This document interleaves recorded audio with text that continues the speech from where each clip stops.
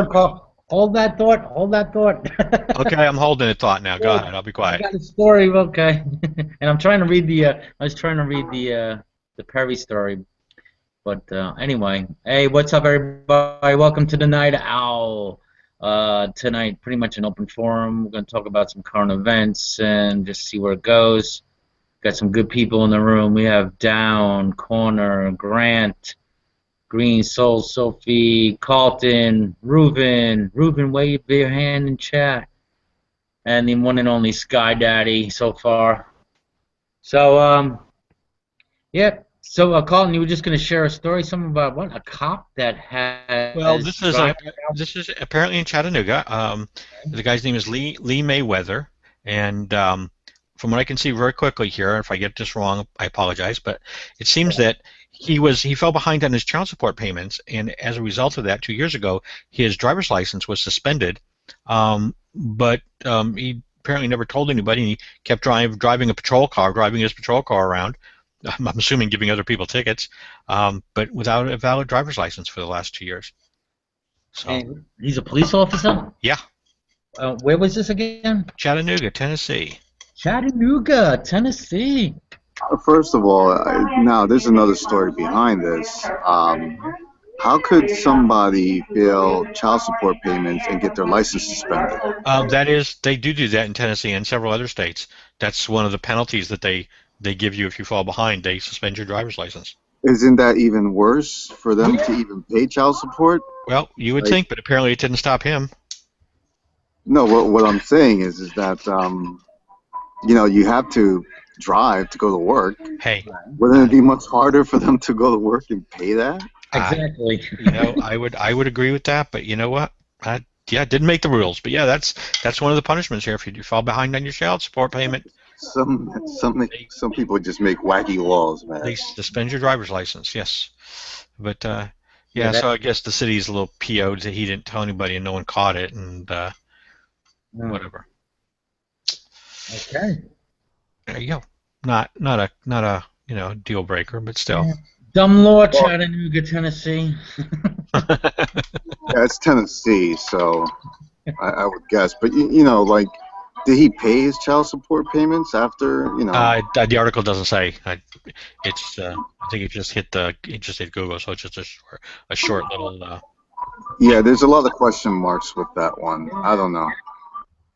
So what are they? I wonder, are they suspending him now from his job because he has no driver's license?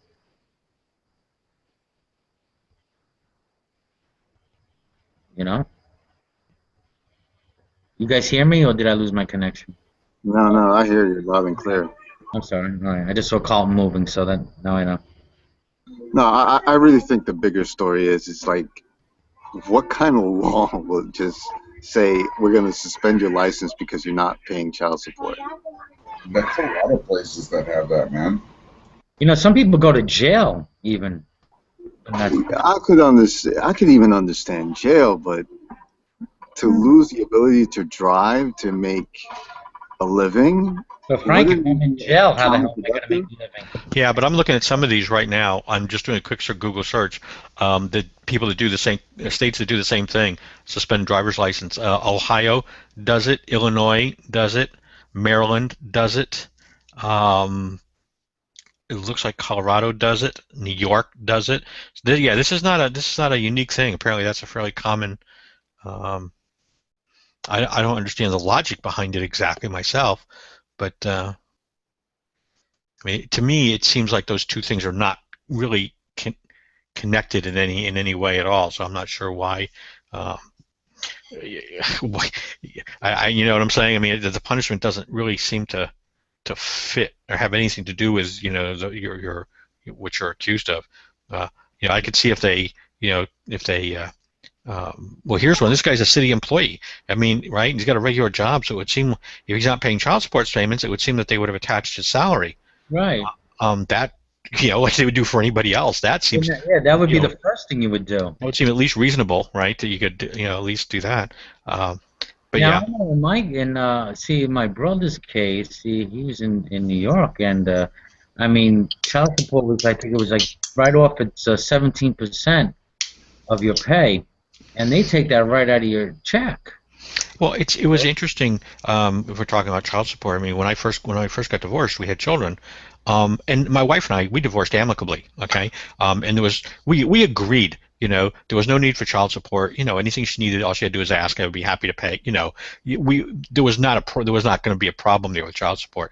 But when we went to court for the divorce, actually, you know, we both told the judge, you know, you don't need to stipulate anything in terms of child support. We've already come to an agreement on that. But he actually had to.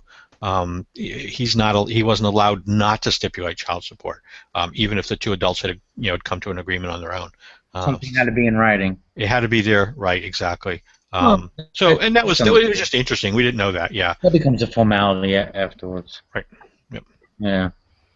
Okay.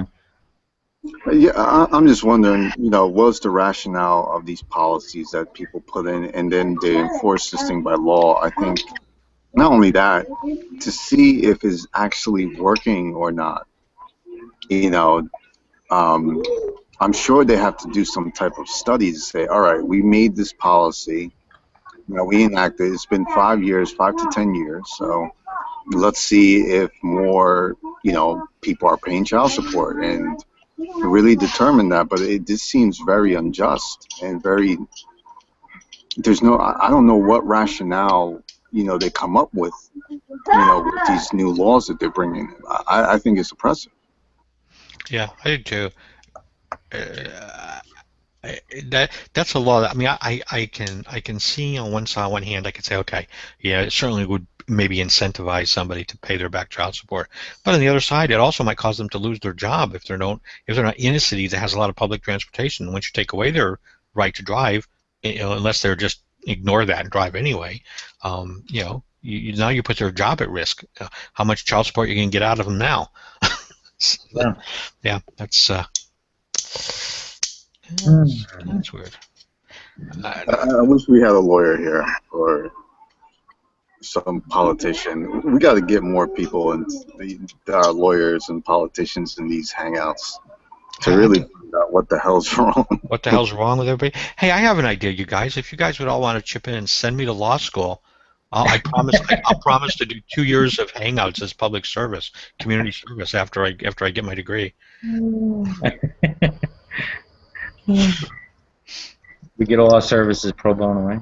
Absolutely, not a problem. You heard it here live, guys. Send me to law school, and your future legal cares are taken care of.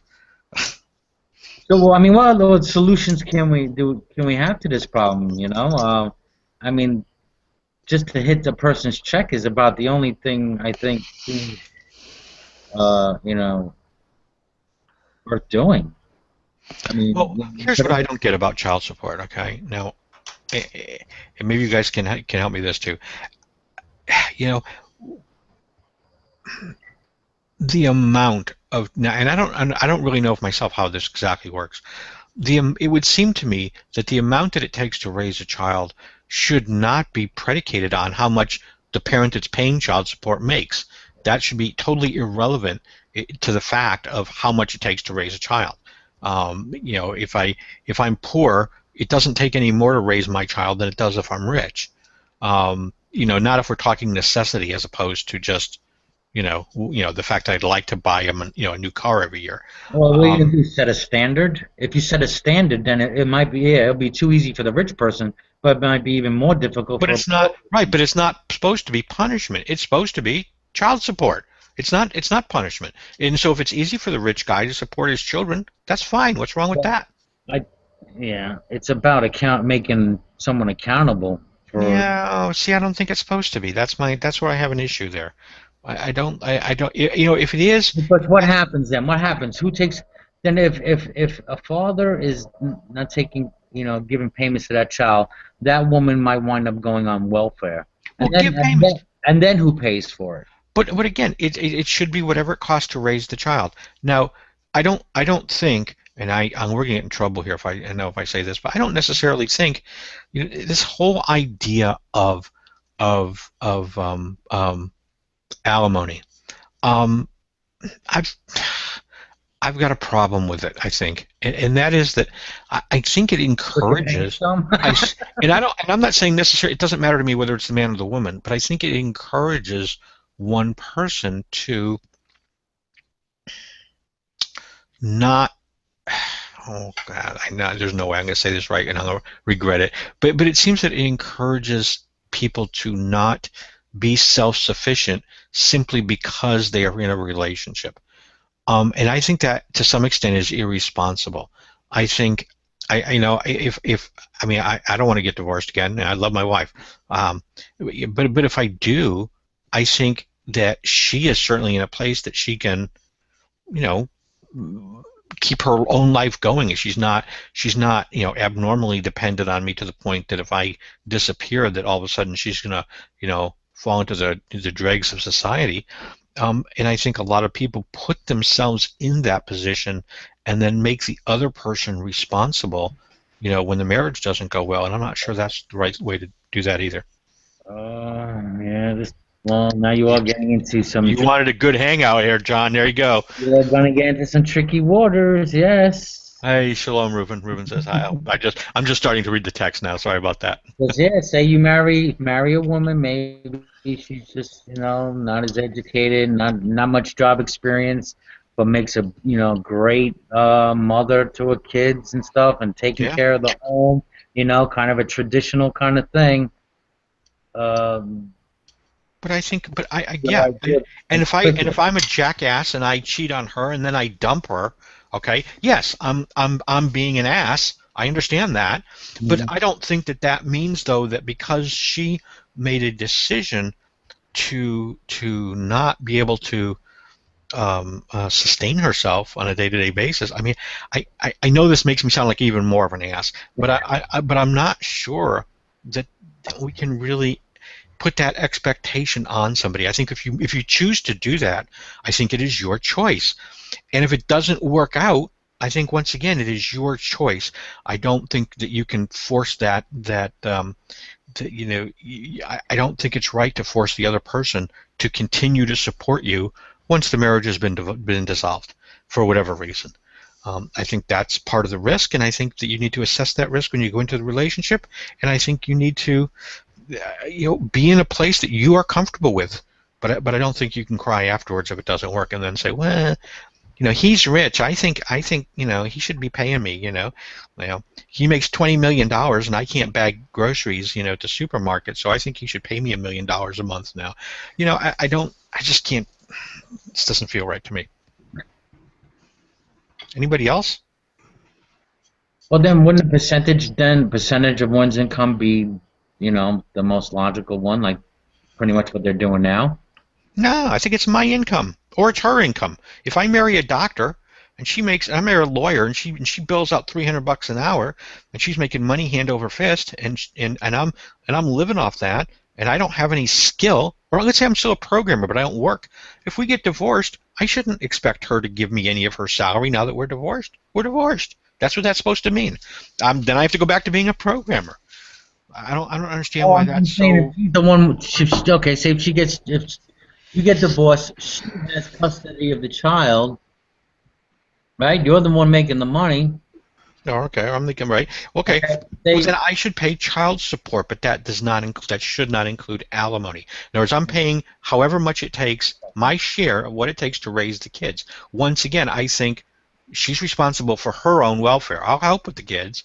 I'll still pay my share of the kids, and maybe I'll even pay more than my share of the kids, if I'm a decent person and she's having trouble. But alimony shouldn't be my responsibility.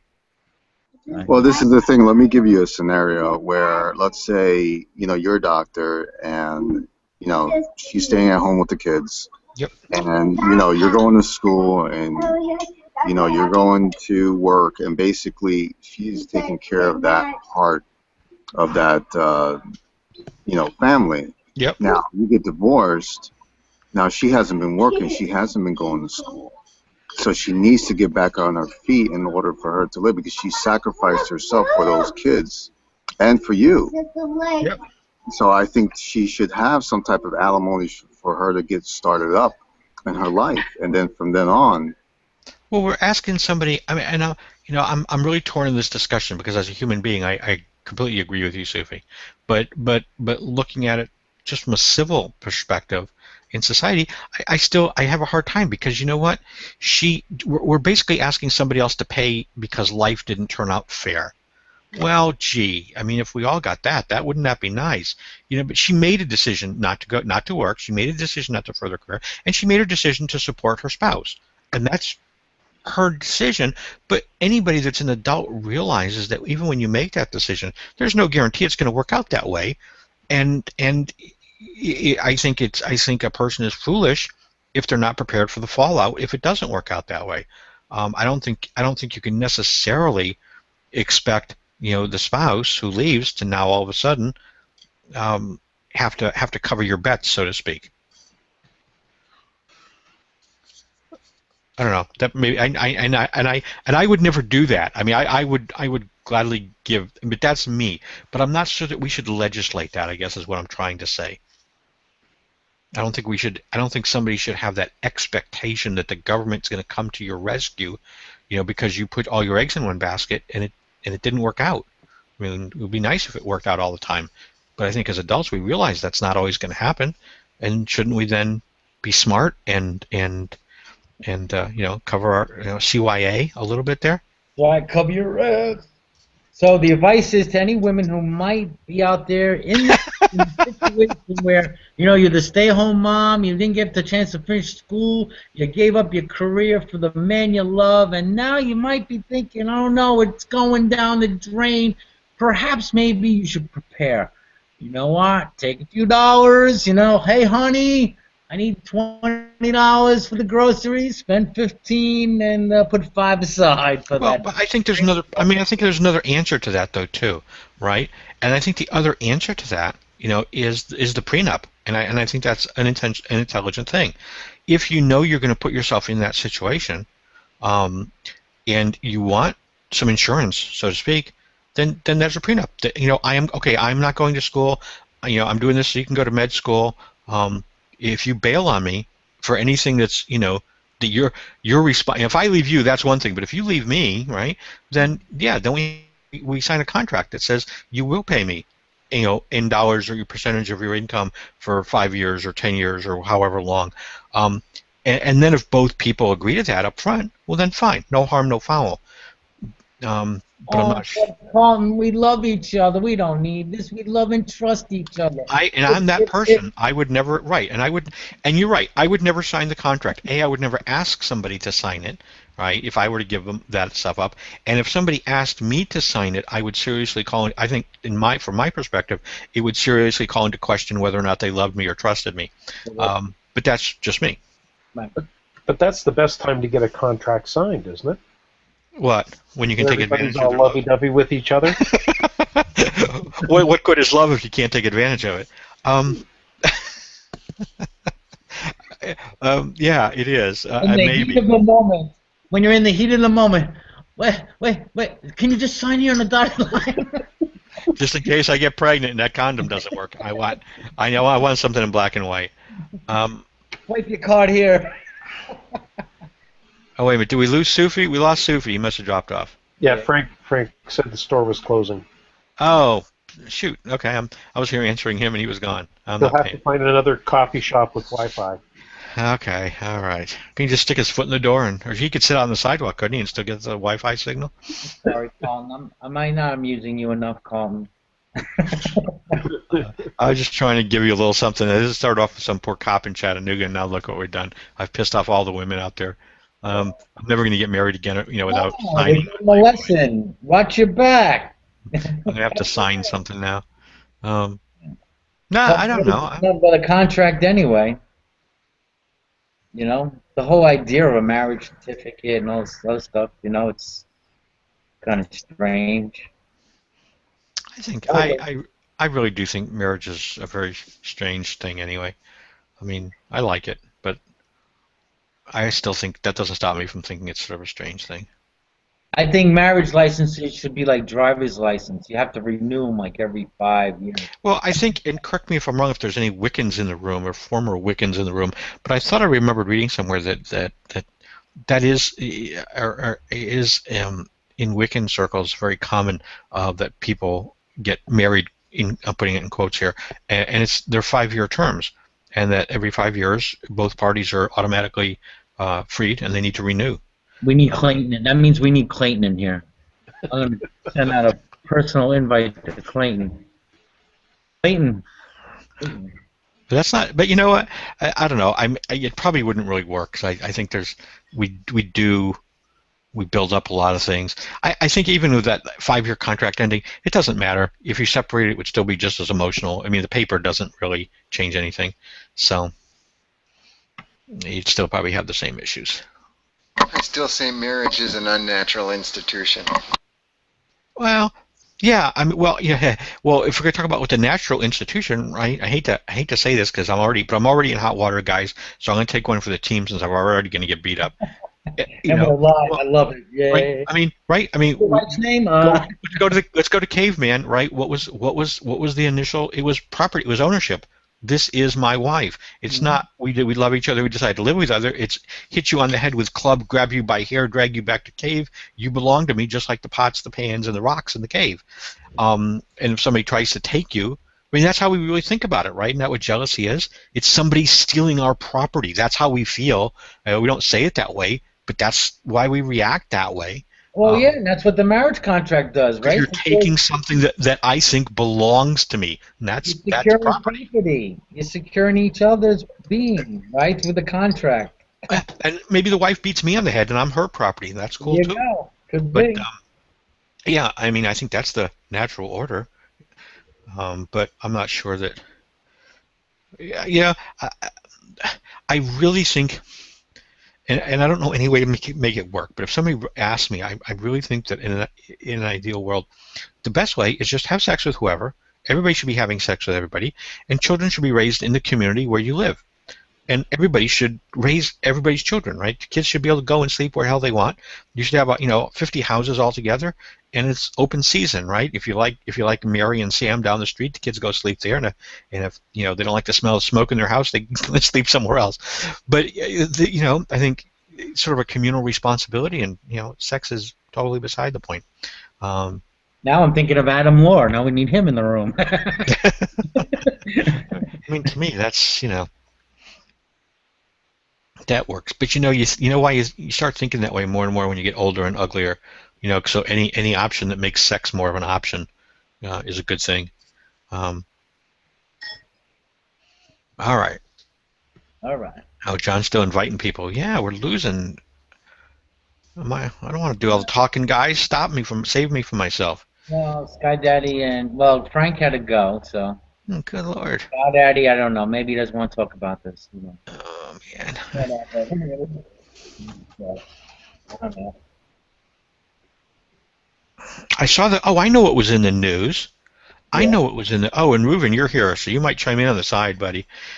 The guy that was 91 or 92 years old that had won the Israeli medal back in the 1940s or 50s for hiding a Jewish child from the Nazis sent it back just this month when the Israelis killed one of his relatives in a bombing in Gaza. What was it called? Righteous Among the Nations, or Righteous in the something like that. So he'd gotten this medal from Israel, from the state of Israel, back in the 40s, and he sent it back because Israel bombed Gaza and ended up killing his nieces or nephews or something just last week. That was interesting. Too much bloodshed over there. Well, yeah, I know.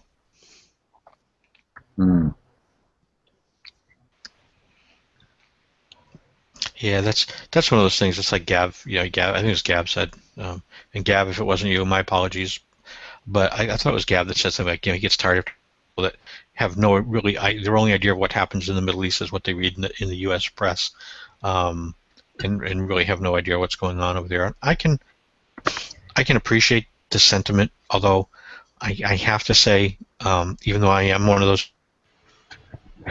it just seems to me that no matter how bad the press is, I mean, come on, right? The fighting there has been going on for frickin' ever.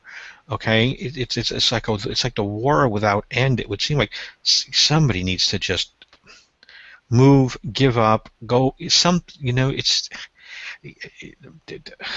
there are No, no, no. no, no. Hold on, Colin. I'm You babbling now. Yeah. talk. No, it's okay. No, because are we losing a connection here? Am I coming in clear to you? Yeah, crystal clear. Right. Well, sometimes you've been kind of muffled when you've been talking. Oh, Was Carlton all choppy for you? no. No. He was for me. Oh, sorry about that. All right. No. I was asking if it was my connection or if anyone else saw it was happening too. It's you, Grant. It might be you, Grant. That Take the- happens. take the I'm sorry to tin- interrupt. Reuven does say You got to take the tinfoil hat off, Grant, because Reuven does say there. He says the guy that did this, he was 91 years old. He said he was 5 generations removed from the people who died. Yeah, I mean that may be true, but nonetheless, I don't know. I don't know if you're implying, Reuven, that he was sort of just looking for an excuse there to do that. But it seems like at 91, you'd kind of be past that sort of childishness. Really? You really think he was just at 91? This guy's looking for an excuse to send back a medal that he won 50 years ago? Well, I don't know. It's possible, I guess. Well, if he has family living there, and if he's living in the Netherlands, which Reuben says, Yeah. there is a lot of anti-Israel sentiment in Europe. Yeah. Maybe he was. Maybe. Yeah. I don't know. I can't speak to that. I'm not. I mean, it probably wasn't a matter that he was looking for an excuse to send it back, but when it happened, and certainly if you're 5 generations away, you probably have a lot of kids scattered around. Everywhere. Yeah. Anything could have happened anywhere, but when it happens there, you want to, I guess you want to raise your voice if you can and Make a point. Yeah.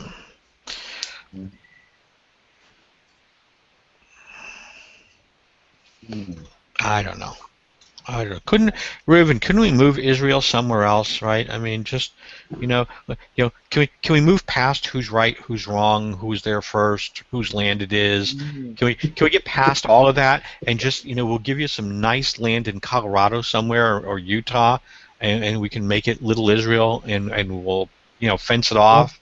it And won't be a holy call. Come we'll on, move. that's I'll the place. move the temple. We'll move the temple there. We'll take it apart brick by brick if need be, and move it there and rebuild it there. Um, just in the interest of no one else having to die, it would seem like I'm not picking on the Israel. I'm not picking on the Jews here, Reuven. So if the Palestinians or the Arabs, if they want to move, I'm cool with that too. I don't care who.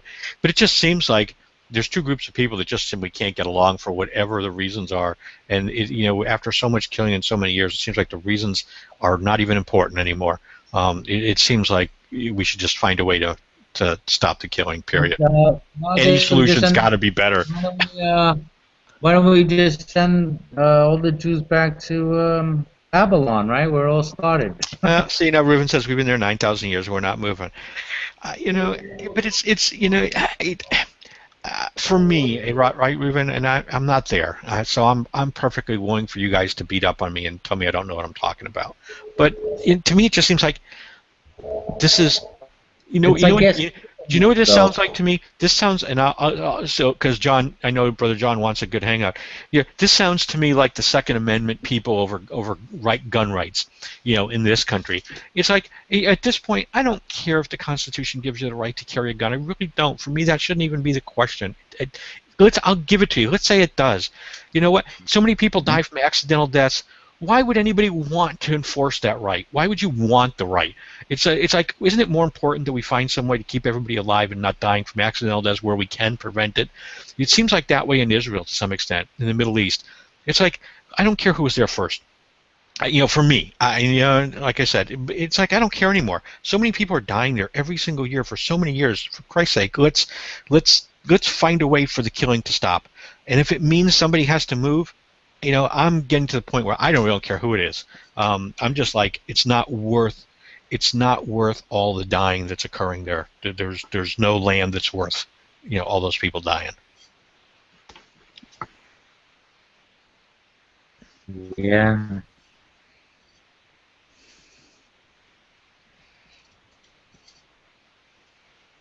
I saw. I did see an interesting one. I saw some.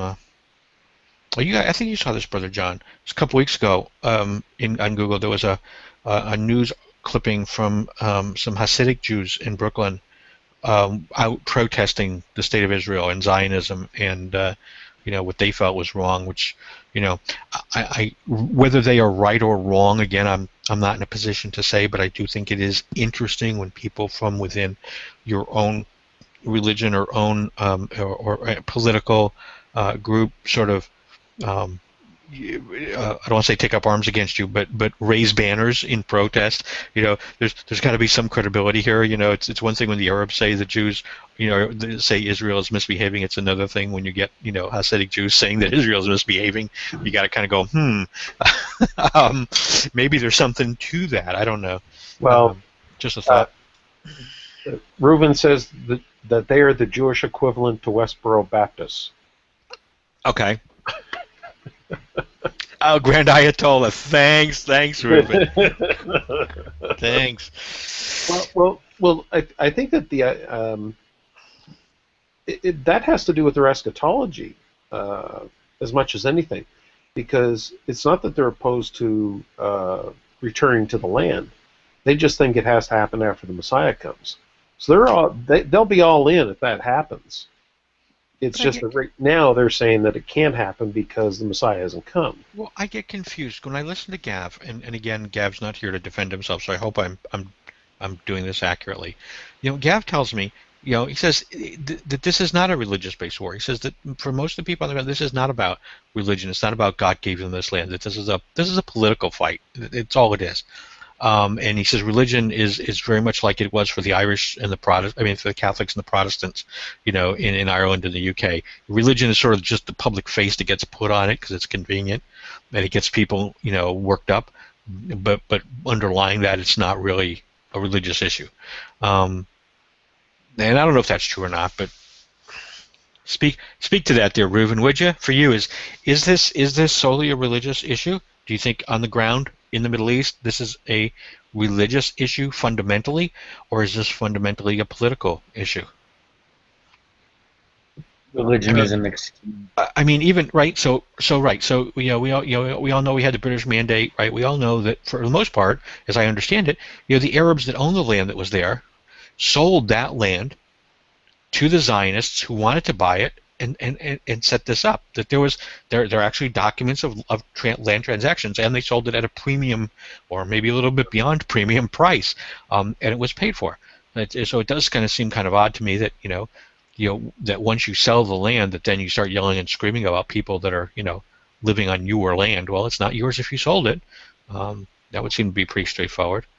Yeah, and in 1948, when the UN made the declaration that Israel was a sovereign nation, everybody was expecting war to break out, which did, and many of the Arabs living in the land that were still had land in the land left, being promised that when the Jews basically were wiped out, that they would be basically given all of the land that the Jews would have been exterminated from. They would receive that in exchange for leaving. So, or maybe not in exchange for leaving, but that they basically would be their reward. So they did leave, and unfortunately for the Arabs, they did not win as anticipated. I say unfortunate ironically, no, sarcastically. Yeah, I don't know. It's one of those issues.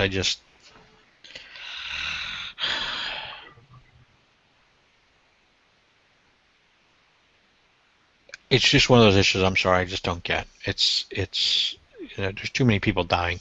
At some point you have to say, It doesn't. There is no right. There is no wrong. Make any argument you want. It doesn't matter. There's too many people dying needlessly. Well, why is it that hundreds of thousands of Jews left the Arab lands around Israel in around 1948, moved into Israel. Israel welcomed them, but the Arab nations wouldn't absorb the displaced Arabs Yeah. in Israel. Yeah. I don't know. I don't know. I don't know. I mean, it's a pretty small piece of land in the middle of Nowhere? That they certainly had, the Arabs had the room to absorb them, but didn't. Right. So that's the political aspect of it that I see, is that the way to carry out a campaign against the Jews was essentially to keep Arabs confined in these regions, never giving them an opportunity to leave or to go to Jordan or any of these other countries. And that just becomes, I mean, how many times did Arafat manipulate the whole thing in order to justify his refusing to engage in a legitimate peace process, just for the sake of carrying out his own campaign of hatred? Yeah, I don't disagree with you. So, John, I see we didn't get any Wiccans in here. No Wiccans yet. Who knows? Well, they're pretty rare. They're pretty rare, I think. I don't know. I haven't seen a Wiccan in many years, so I didn't know we had any on Google Plus. Well, I guess Clayton would be the closest thing. Pagan. Well, Clayton's a Druid, isn't he? Druid, pagan. Yeah, but I think he takes offense if you call him a Wiccan. Really? Yeah, I do How about believe. well, didn't he have major religious studies? I think calling him as a Druid, calling him a Wiccan, would be tantamount to calling Shanna the Deist a Christian. I think they would perceive it the same way. You might get slapped. They don't be calling me Christian.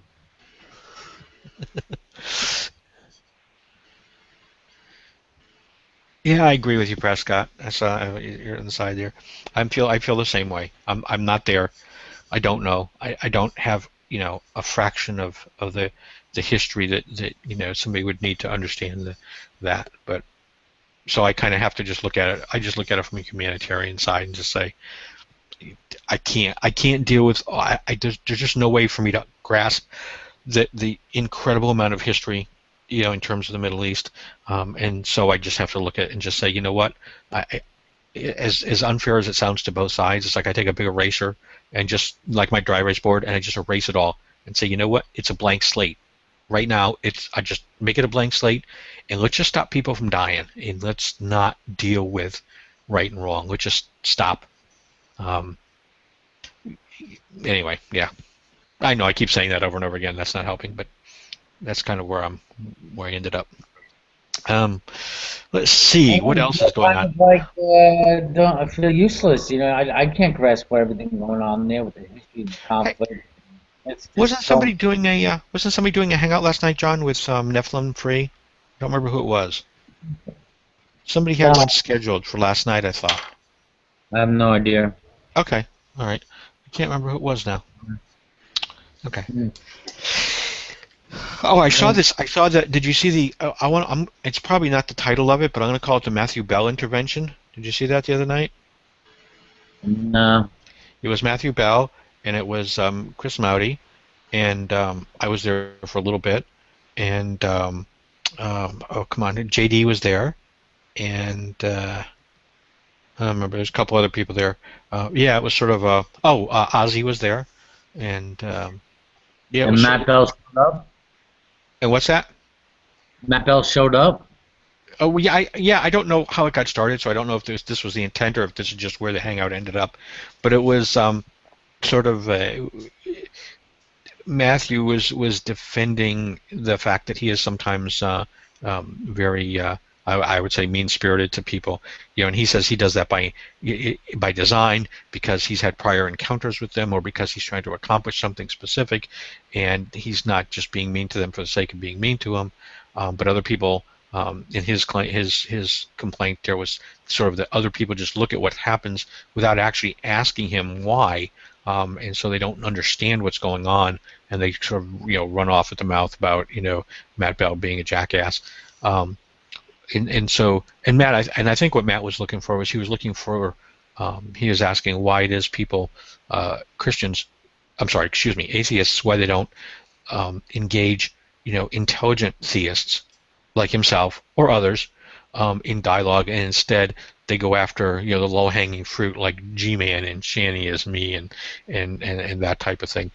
And so I was like telling him, I said, well, you can't have your cake and eat it too. I mean, you can't on the one hand say that I'm going to treat some people like shit, and there's a good reason for that, and then on the other hand, and that makes the hangout pissy for people to be in, and on the other hand, complain that people don't want to come in and talk with you.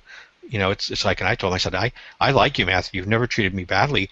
I said, but I don't go into your hangouts anymore because there's such a long list of people that for whatever reasons you're treating this way that I know where the hangout's going to go. I don't want to be there. It's stressful for me. I have no desire to be part of that circus. But it was an interesting hangout actually. I thought it was very well done. Chris Mowdy did an excellent job of moderating that last night. Yeah, he does an excellent job. I did catch, I guess, there it is, current events and Google Hangout. Did you catch that? Did you catch the Rand Campbell pre-trial putting indicting atheists? No, yes, I saw it. I didn't actually bother to read it. What did it say? Yeah, well, apparently there was this panel between Rand Campbell, Raw, and they did put an atheist on there. What's her name? Eichel, I think it is. Eichel, her name is. And I don't know. They were doing this like pre-trial thing, and Rand Cam had a list of atheists, and they were bringing charges of mockery against them, mockering. Oh, God. I am. And some actually participated. I am so tired of half the atheists that do that. And I'm not going to mention names, but there are some of them. They're just like, they're as bad as the theists that they're bitch about. They really are. They just go looking for this kind of crap, and then they, want to make a big scene about it when they find it. I'm like, well, stop going into hangouts with them. Stop. Well, what was interesting, there was a gentleman on there, David, and he was a Christian, and I forgot what he got. I don't know if he got charged or something. I don't know. But David tells Rand Campbell, "Listen, I mean, this is no trial. I don't have to answer to you. Who are you? Are you the judge?" Yeah, I don't believe in the religion. I don't know. Well, I tried to ask a question to my thing to this today, and I just, it's most of these questions don't go anywhere. But, yeah. I was asking, right?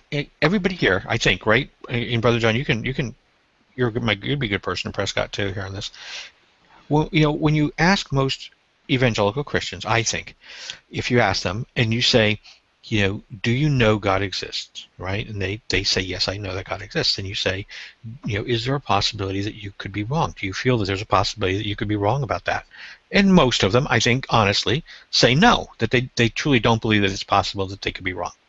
And yeah, a lot of those same people, when engaged with atheists, will say, we'll sort of this will, sort of attacking epistemology and how do you know, and how do you know 100%? You weren't, whether it's evolution or whatever, you weren't there, you didn't see it, right? And that's okay. And my thing is, right? And in the post of the question, I said, well, sure. I said, most of us don't make a claim that we know that evolution is true. I said most historians, I don't know any historian, as a matter of fact, that would claim with 100% certainty, that Napoleon existed. Nobody was there to see him, to test him. We're so certain of it that we think you'd be an idiot to not believe that he existed. Okay, but no, in terms of a statistical percentage, I suppose, they would all have to acknowledge at some point that yes, there's probably some randomly small chance that maybe the person they think was there wasn't really there. Okay, as bizarre as those circumstances might have to be. Well, the thing is, we got a little bit more evidence for Napoleon than we do for Jesus. Well, but even that aside, though, if they're going to make the argument that we can't ever know anything, then it really isn't fair to say that you know that God exists. It would seem to be at least consistent, and to be honest, you might say that you're convinced that he exists. That's a different thing, or you believe that he exists. That's a different thing. But I don't see how you can say I can't be wrong. It's not possible that I am wrong. How can you ascribe that type of knowledge to what has to be?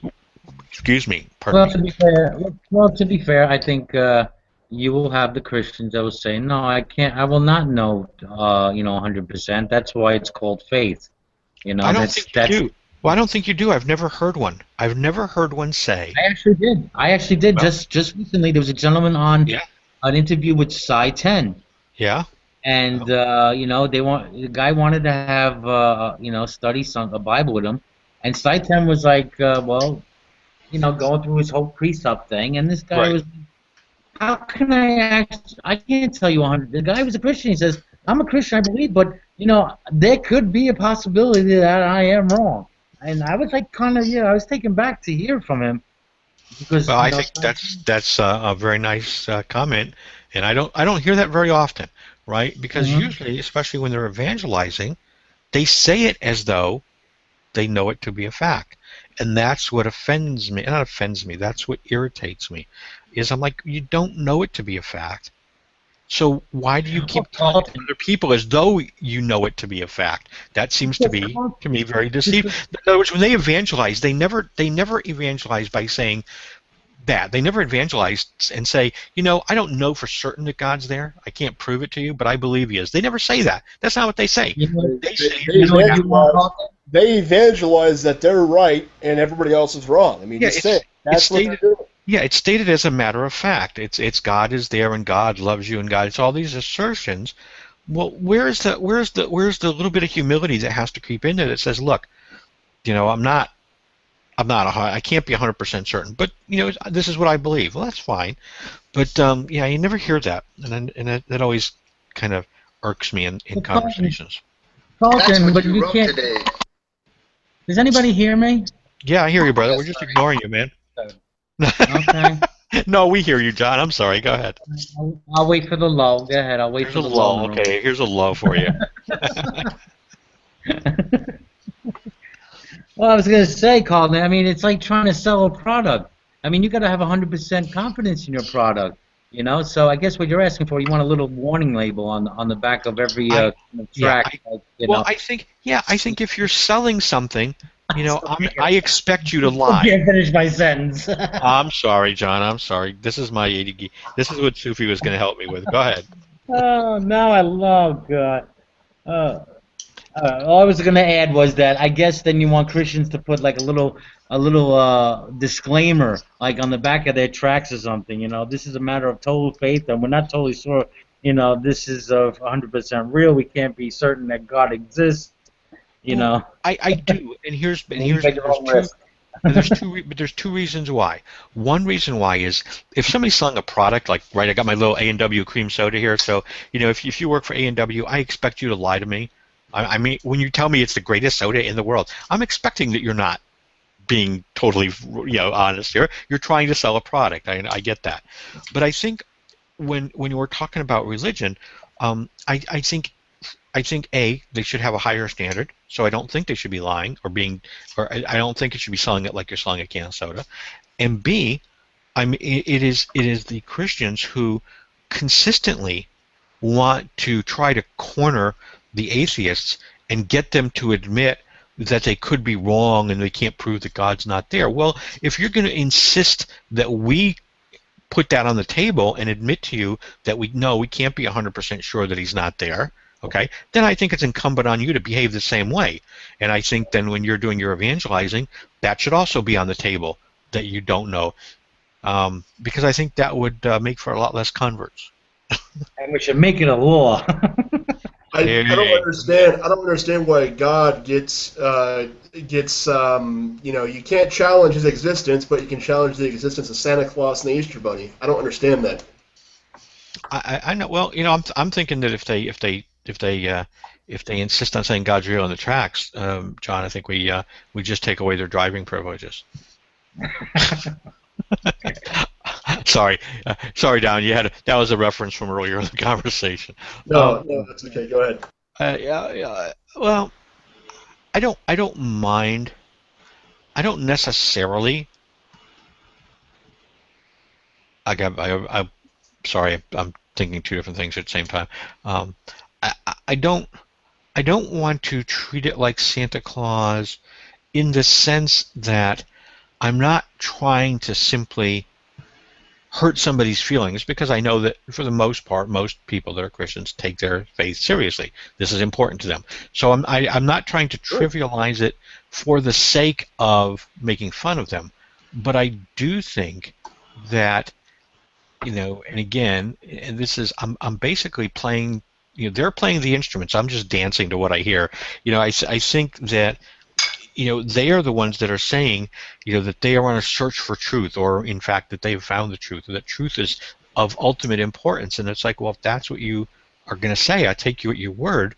And then I think then we have an obligation to look at what it is exactly you believe, to see if in fact it is anything that can be called truth. And if you can't defend it in some way that is reasonable, then I think you're either not being honest about searching for truth, or maybe you need some help to understand what it means for something to be true. But I think it should be discussed. Define them defending it reasonable. I can't. I think. Well, no. I mean, I can't. Here's what I can do. I can't say for you what level of evidence you need to have for you to come to the conclusion that belief in a deity is a reasonable belief. Okay, I don't think there is an objective number 78. You got to get to 78 or it's not good. There isn't. So I think that is obvious. Even amongst atheists, when they're asked what would it take for you to believe, we give a variety of answers, because we all have a variety of levels, that we would require before we think we would be able to commit to that idea.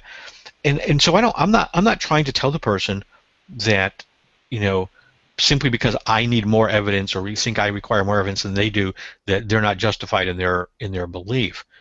But I do think that it is reasonable, first of all, to look at their belief system and see if it's even internally, coherent and consistent. And if it's not, I think that obviously is something that needs to be addressed. And I think it is reasonable to look at them also and say, well, regardless of how much evidence you think, let's look at any individual piece, and is that really honestly the more likely of two explanations, for example? And I think there's reasonable discussions to be had.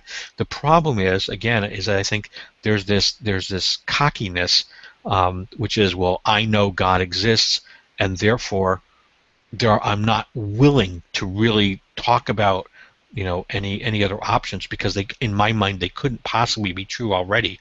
Well, for me, that's not looking for truth. I think I found the truth, and now I'm gonna make everything fit into that. It's that puzzle. It's a square piece, but I'm gonna put it in that damn rectangular hole. If I have to beat it with a hammer, and I think that's not being honest. So, yeah. Where's the camera now? See, why couldn't I record that? All right. Well, you could just snip it out of the video on YouTube. What is it? What does Prescott say? Pseudoscience fantasies with Dr. Mikio Cuckoo. Yeah. You got invited, Grant, to the Nephilim free hangout? Oh, man. I never get invited. Nobody loves me. I never get to go to the cool parties, the cool kid parties. I'm friendly. You are friendly. Okay. Well, I've got Brother John on my side, so Brother John Brother John always invites me. I'm not sure if he's just desperate for guests on the panel or. And I'm not saying you're not friendly, by the way. No, yeah, too late. But if I was going to say you weren't friendly, I would, because you never accepted my invitation to your coffee clutch in the mornings. What? I'm just. Okay, all right. By the way, tomorrow morning we're doing time, so that ought to be interesting. Anyway, I keep having a hangout there. Oh, John's away. I was gonna say I keep having a hangout, I keep trying to have a hangout, and I'm inviting the Christians in. I'm like, please explain to me why you think I should believe. Why you should what? Why I should be a Christian. Tell me, convince me. You know, I've tried to have the hangout, and they never come to the hangout. And I'm like, I'm giving you guys an open invitation to evangelize, right? But I'm just like, give me a reason, really, honestly, why. I mean, assuming that I can't believe based on your experiences, because that wouldn't make sense anyway. That would be absurd no matter what it was, right? So if we have to leave your experiences off the table for a moment, you know, they might be enough to convince you, but they don't do anything to me. Tell me why I should believe. Do we just lose everybody? No, we just. Okay, that green screen came up. Okay. Yeah, I just don't think we have anyone here who can speak to that. Ah, yeah, well, that's true. Reuven, maybe. Well, you know, I don't believe Reuven's going to be doing any evangelizing tonight. You know, Reuven might be able to convince me. I don't know. I understand the conversation that you're saying, though. Yeah, I mean, I just want to have that as an honest sort of conversation, because I think that my take has always been, and I've had very few people that would disagree with me. Matthew, maybe Bell, but is that anytime I've ever in my life come across any kind of evangelism, whenever it's been successful, it's always been on an emotional basis. That's all it's ever been on. The people who become Christians, you know, are not. It's not like they go back and they do a bunch of research and, you know, they gather tons of evidence and they spend, you know, a year or two analyzing all this and they sort of come to this rational, decision that this is what they should believe. You know, although they all do point to C.S. Lewis as sort of being the one case of that, supposedly. But they don't. All the evangelism is emotional based. It's people being emotionally manipulated. I'm like, or you're why? born into it. Well, yeah, yeah. But I'm talking about the people that actually have an adult, you know, conversion. Sure. Right. And I think the numbers for adult conversion, though, like after your teens, yeah, it's like less than 10%. Yeah. So, which kind of gives more credibility to this idea that this isn't emotional. Yeah. This is emotional manipulation, and I was like, in what way should an emotional manipulation be something that you should be striving for? How is that noble, for lack of a better word? You going after 14-year-old kids because you can make them cry by telling them that they're sinners and evil and wicked, and then get them to do something while they're in an heightened emotional state? Really? So they always profess Christianity, and they always accuse, of course, ex-Christians of never having been ex-Christians. But I've yet to hear anybody give me a decent reason as to why, you know, I should change my beliefs. Other than the people that say, well, you just need to believe first, and then God will change your heart. And then you say, well, but I did do that. Oh, but you need to really do it. I did really do it. Well, you weren't a true Christian. You didn't really do it. No, like, no. I really did it. What was the word? It's like Nancy Pelosi, right? We got to pass the bill to know what's in it. Yes, exactly. That was good. Yes, that's exactly what it is. You know, and I hate to pick on people like that. And I know they're saying that honestly, right? But Nate always tells me that. That's what's scary. And I'm like, but Nate, that's exactly the point. This is, John, was it you that had the hangout the other day about does belief make you lazy? Was that yours? Yes. Yes, it was. Yes, and see, I missed that one. I wanted to get it, because that sort of is kind of, to me, that's exactly what it does. It is a way to excuse being intellectually lazy. You don't believe something and then see if it, emotionally pans out. That's just not a rational way to operate. Right? I mean, the fact is we do that a lot, in our day-to-day life. Probably we actually do that a lot, but that doesn't make it right. It doesn't make it the right way to go about thinking things. It just means that there's a whole lot of shit we haven't gotten around to yet that still falls in that category. But It's much like marriage. yeah, yeah. I love her. Well, how long have you known her? A week. We're madly in love. Okay. But yeah, this idea of trying to believe at first is to me is absurd on so many levels. It's like, well, first of all, really, you've got an omnipotent God and he can't figure out I'm faking it, and why would he reward me for faking it? That doesn't seem to make any sense either. Basically, what you're telling me is I'm being deceitful, which I would think in any other, under any other circumstance you would call a sin. So now you're telling me God's going to reward me for being sinful? Really? It just seems absurd. Well, John, we need to get somebody else. Come on, Prescott. Give us a good discussion. Give us something to go after here. Well, this conversation kind of reminded me of a British sitcom that used to see years ago. I don't know if it's still on, probably on somewhere, but I think it's the one "Bless Me, Father." I never saw that. There's the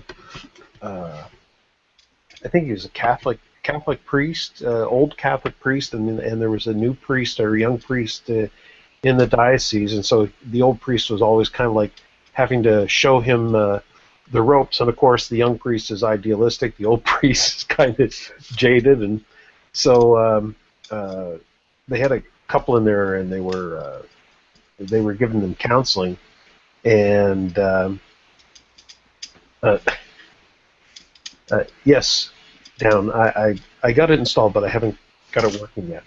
And anyway, they had a couple in there, and so they started asking questions, and the old priest just got tired of trying to answer their questions. They're all theological questions. He says, "Look, if you want answers to your questions, the Protestant church is down the road."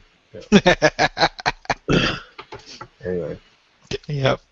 I think now that you mention it, though, I think I may have seen an episode or two of that, maybe. All these arbitrary passages in the Bible and the rules on this and the rules on that, they continually contradict themselves, and it's like being at a Dungeons and Dragons meetup, and you have somebody debating the rules in the Dungeon Master's Guide. I mean, there's no rhyme or reason for this rule or that rule because they continually contradict themselves. I mean, I would almost say that a Dungeons and Dragons manual is more succinct and makes more sense than the Bible ever has made sense. Yet they continue to say that the Bible is, it's God's word. Well, if God is so omnipotent and so intelligent, why the hell is the Bible so? Pardon my wording there. Why is the Bible so confusing? Well, yeah, I agree with you. I think that's an argument I've had with Tracy, I think, and I think with Nate too. It's the same thing. Basically, what you just said is just that if God's omnipotent, and he may be omnipotent, but he's a piss poor communicator. I've told a friend of mine, I said I could write Genesis, the first chapter of Genesis, better, and I wouldn't even have to change anything. I'll keep all the facts the same, and I still could write it better. And so what does that say about God's writing ability? Because I'm a pretty crappy writer anyway. But yeah, it seems like, there's so much of it that is, I always like when I was talking to one person, and we're talking about this person on prayer, and they're always like, well, you have to understand that there's this context, and it means this, and that you have to look at the theology, and you have to look at what miracles mean. You have to look at this. And I'm like, well, you've forgotten something. And they're like, what? I'm like, no, I don't have to look at that. And you know why I don't have to look at that? Or why? They said because the people that Jesus said it to didn't have that information. And yet the assumption here is that they understood what Jesus was saying. So in other words, it would seem, based on the fact that Jesus told a bunch of people that didn't have all this theological information, he said enough to them that they would understand it correctly. So if they could understand it correctly without all of that, then obviously so should I. Okay, so you can't really pawn this off on some advanced theological rhetoric into how you should understand this. Especially when they say things like, well, it needs to be understood, in the context of what Paul wrote, in Ephesians. No, it doesn't. Because when Jesus told it to these people, Paul hadn't written Ephesians, and yet they understood it. So I don't need Paul to understand this. That's their biggest crutch that they use, though. They always state it has to be understood in context. Well, Psalms 137, verse 9, I've been lectured by so many theists on that, stating that, well, you don't understand what it really means. It doesn't actually mean smash babies' heads on rocks. Well, what does it mean then? How can you interpret that any other way than for somebody to be giving some direction, some directive that it's okay to smash those babies' heads on rocks? You got to remember, right? These words were written to people who could neither read nor write. They weren't literate. Okay, they had no expertise, possibly outside of herding sheep. Right? And you have to believe that they understood this correctly. Otherwise, God really screwed up, right? So if they understood it correctly, then you have to understand. Then it would seem to me rational to say that the simplest, most straightforward, most literal interpretation of what it says is exactly what was supposed to have said, because otherwise nobody else would have understood it correctly either. Hey, Carlton, if I get a T-shirt with the passage from Psalms, I'll print it out. Will you buy one if I make one? You and I can both buy one and wear them around, to work. What's it going to say again? Basically, I'm kind of paraphrasing, but glory be to thee who smashed babies' heads on rocks. Now, down. You just want Carlton to pay for yours. Yeah. Actually, yeah, I do. Carlton's doing a lot better than I am, and you can tell by his Oh God, no. Oh my. Yeah, I'm still trying to. I still need a. I finally have an idea for my. I've been looking for a T-shirt for Dragon Con. It's coming up next couple weeks, and I haven't been able to find one. I finally decided. I think I'm going to get a T-shirt, and it's going to say, and it's going to get a black T-shirt, and it's going to say, "I don't have a costume because there are no fat superheroes." What about the revolting blob from Billy Madison? I was thinking that. Or how about Mr. Incredible, right before he went on the slim and trim diet there? I don't know. And there's always and I've had suggested several times the clown from Spawn. That would be a good, But well, the clown from Spawn or the fat psychotic guy in the ice cream wagon. Great. I get to be an evil guy or a psycho. I can see there's no good superhero. There's no good fat We need a good fat superhero. Even Mystery Men didn't have a fat superhero. Right? So. Yeah, you're right. Though. Most of the people that are obese are villains. I mean, I can't think of. Yeah. You can't think. I can't think of any really. The guy in the movie Super was portly. Portly, isn't that sweet? In Super, which guy was this? I don't remember that. I don't remember his name, but it was a good movie. Yeah, there should be. We should be able to do that. I think Carlton should dress up as Blank Man though, just for the heck of it. Get a bed sheet and some Long John Blank Man with the Wayans brothers. You ever see that? No, I was thinking more of like if I could do like a steampunk elf. That would be kind of. I don't know exactly what I would have to do for that. But the points you're making are valid, though. I mean, you're right, though. They and there's the verses should have been written to be understood. They shouldn't have been written to be riddles, because like you're saying, these people were not literate to begin with. So how would they understand allegory? Right. Or they wouldn't be able to read between the lines. They weren't even literate. Go ahead. Yeah, I agree. But to me, it's all kind of. For me, it all comes back to square one, which is you can't make a case for God that at least I think is reasonable, and so I mean, Everything they'll else. stand by the Ten Commandments though, and you know they don't have to offer context for that. They'll stand by that one, but you know anything else they always throw in the context thing. You know, it's hypocritical. Yeah, I agree. I agree. I agree. I tried to have that conversation with Chaz one night, and Chaz jumped all over my shit, and started. He kind of lost it. It was really weird for Chaz. He's kind of he is out there sometimes, but not like this. And I tried to tell him this, and I think he maybe was thinking of context as something else. But I said there is no context. I said, I mean, context. When they say look at context, context means the few sentences before, a few sentences after, maybe the chapter. Right? That's context. Context is not going to a book written by a different author. There is no context. When I'm reading, you can't read Shakespeare and then say, well, I'm going to get the context by reading something from Walt Whitman. That's not context. Okay? Even if they're writing on the same topic, that still isn't context. It's you might be able to get away with going to another, if you're looking at something Paul wrote, and then you look at something else Paul wrote, but I would argue that's really not context either, because it's a different document written to a different group of people. It is not context. So usually when they say that, I think they're usually, off their rocker anyway. No, there's such a thing as scriptural context as well as historical context.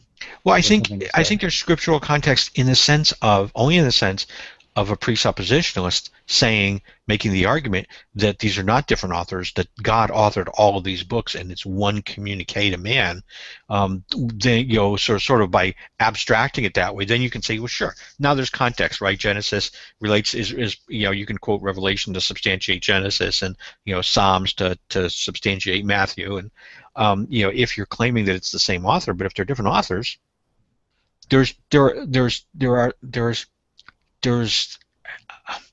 and I think this is where Chaz and I went off the wrong track. So I'm talking about that type of context, right? Like you have to listen to my whole sentence, my whole paragraph before you really understand what I'm saying. But it's not context to understand what I mean by listening to what somebody else says. You're trying to understand, right? Context is you're trying to understand the author's thoughts. What's he trying to communicate by what's he saying? You can't look at a different author to get that. In the case of Paul, you can look at his other books, which is what you were saying you couldn't do earlier. Well, I was saying possibly, and I guess I could go both ways there. I think you could in terms of yes, it's the same author, but I think you can't. Because again, I think context I think it's sketchy if you're looking at a letter that he wrote to Timothy, and then to get context for that letter, you're looking at a letter he wrote to the church at Ephesus. I'm not sure that there's a shared context there, really. There was one person trying to spread one basic message. Yeah.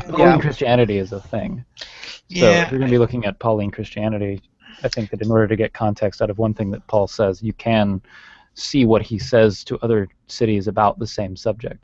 Yep. The only argument, and that's why I tended to be softer on that. I think my only argument there would be the same one that I mentioned before, and that's this: when Paul wrote, I'm trying to remember, I think that Ephesians was first. When Paul wrote to the church of Ephesus, okay, we look at it now with 2,000-year hindsight, and we say you need to look at Timothy, for example, to understand the context.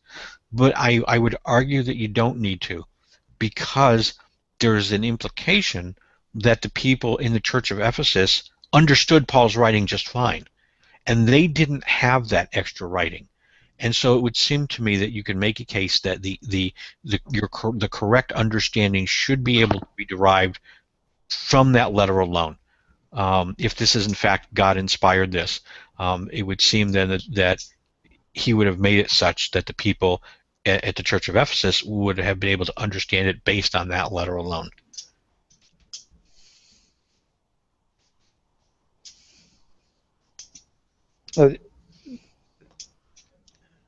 Wait, say that again? Sure. No! So some of that I caught, and there's another bit of, because you seem to be saying like if we're reading the letter to the Church of Ephesus, obviously we're not in Ephesus. Correct. But we can look at the guidelines that he sent to Ephesus and understand what Paul's position was. Yeah, I think, yes. All I was saying there was that I'm sort of putting my Christian hat on there for a second and saying that, if I accept the fact that God did inspire the books of the Bible, then I would have to believe that the people who received the letter in Ephesus understood it based on the contents of that letter alone. They didn't require. They didn't require Corinthians. Exactly. Okay. But with the reason why all the letters are useful is because there are many cities that have Christianity in them now, and we can read Paul's letters to certain cities with the understanding of what our city is like. Yes, and this is where I get. I'm not sure where to draw the line. It does get fuzzy even for me here. But I think. I think there is I hate to use the word context. I think, yes, you have to look at all of Paul's writings to derive Paul's theology, because he may not have spelled it out in its entirety in any one particular letter that he wrote. But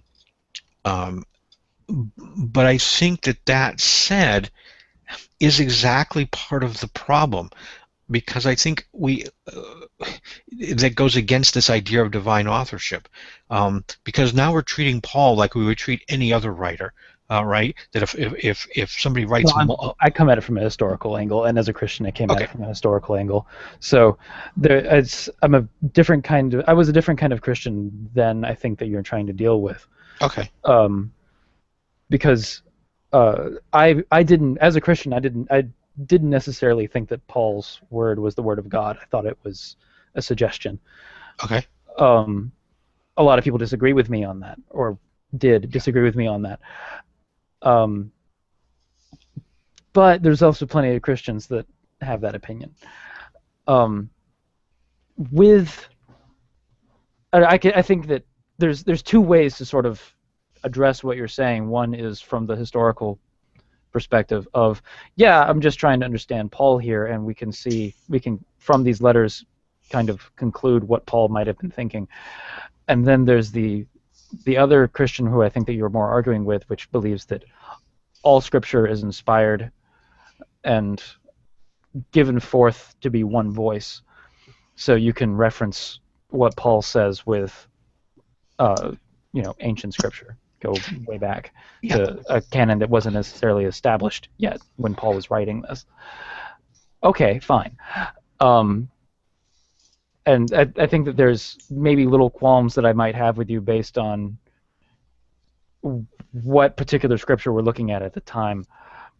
But we would have to get into a way more detailed discussion than this on that. Yeah. Let me give you a quick example of one. I was talking to Tracy, and this had to do with a prayer we were talking about. It had to do with the verse in John, I believe, where he was promising his disciples, anything that you ask in my name, I will do it, that the Father will be glorified in the Son. And now the person I was debating with acknowledged first off, and I realized that they didn't have to do this, but they said, well, no, that wasn't just to the disciples, that applies to Christians, at large. And I said, well, okay.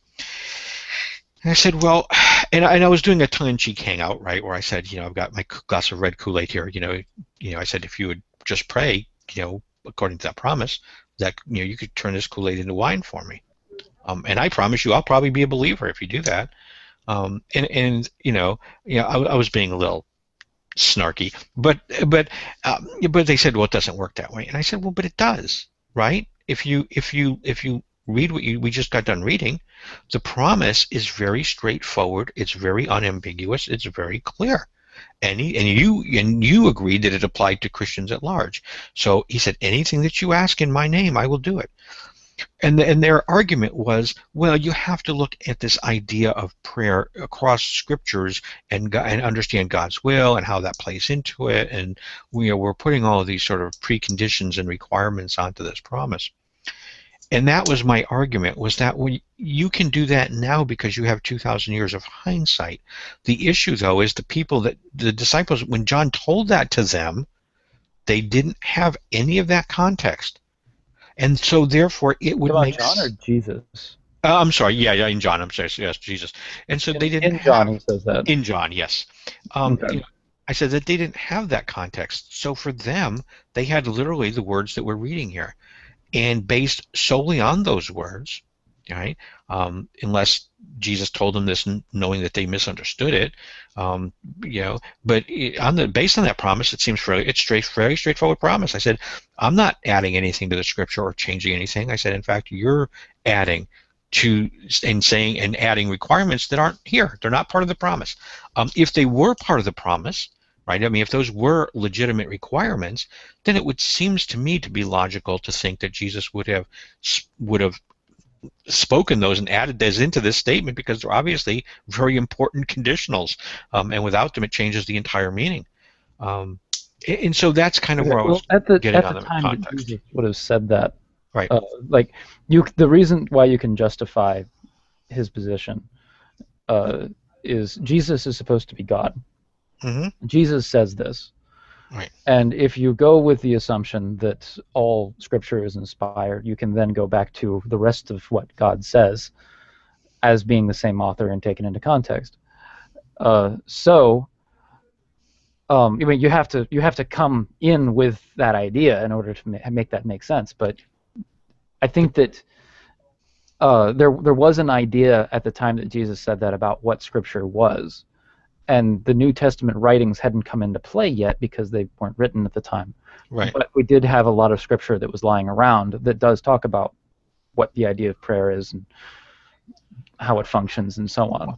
Well, and I think that's a very interesting thought experiment, because while I don't disagree with you, I think that implies that there are two sets of, or many sets maybe, of rules here, that these promises have changed over the years since they were originally given, by virtue of the fact that there were additional communiques later on. And I find that the idea is that the communiques after Jesus are an expansion on what Jesus said, an extrapolation on what Jesus said, rather than adding rules. Oh shit! Somebody's in my room. Okay. you don't have a burglar there, do you, Clayton? No, I got roommates. It's even worse. Oh, okay.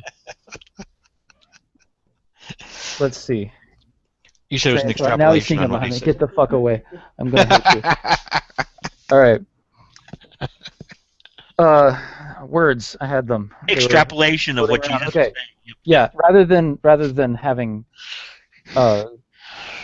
Well, there's multiple ways to look at it, and each Christian is going to have a different answer, because one Christian would say that the rules have always been the same, and the New Testament writings are simply those everything being revealed that maybe the Gospels didn't cover, where the disciples are writing down one thing and Paul is writing down another, so on, such as. Other Christians believe in. I can't remember what it's actually called, but progressive revelation will believe that more of God is being revealed over time constantly. So yes, the rules do change, and would be completely fine with saying that. So I don't know, it depends on which Christian you're talking to as far as whether or not that flies. I wouldn't be able to. I'm trying to hypothetically picture the people that Jesus was speaking to, and trying. I don't know which one of them ended up living the longest historically, but I think John. Yeah. Oh, yeah. It was. Yeah. Okay. So let's say it was John. So I kind of have to imagine now the fact that here's John, and he received this promise directly from Jesus that anything he would ask, that he would do, Jesus would do, and then as he lives out his life, he would start to find that he would start asking things that initially he asked things, and God did everything he asked based on that promise right then at that point in time. And yet, as he lived out his life, he would be asking for additional things, and he would start finding that God stopped answering, giving him everything that he asked for, as a result of this progressive revelation that was being written out by Paul and others, over the next 100 And years. John is like, stop writing that. I had a good thing going. Yeah, exactly. Yeah, it was like wasn't there a movie like that where the author was writing and whatever he wrote was happening in real life. It was one of those things, right? Because everybody else keeps mucking up the waters here. Well, and you could I know the Mormons believe in progressive revelation, and whereas even though Jesus turned water into wine, it's still a sin to drink wine now because the rules have changed. God has made his observations and has forbade the drinking of anything alcoholic.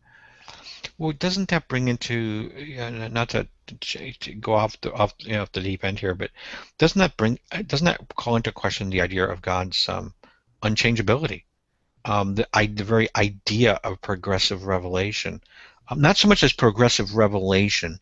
No, but I think you can still make that consistent. I see where you're going. Yeah. That because the rules change, that means God changes because his rules are changing. And if Yes. there's no reason for the rules change if you're coming from a consistent source. The reason why you can make some sense out of that is because even though God doesn't change, humanity and society and culture do. So God, being the unchanging figure, would have different solutions on how to address society that transforms. Except that he's also omniscient. So it seems... Well, he's going to be bringing forth the right rules at the right time then.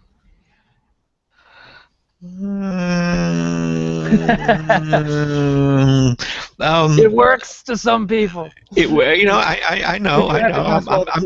I'm trying to be honest and fair in my objections. So, that's not a bad. I mean, it's not a bad answer. I think so that.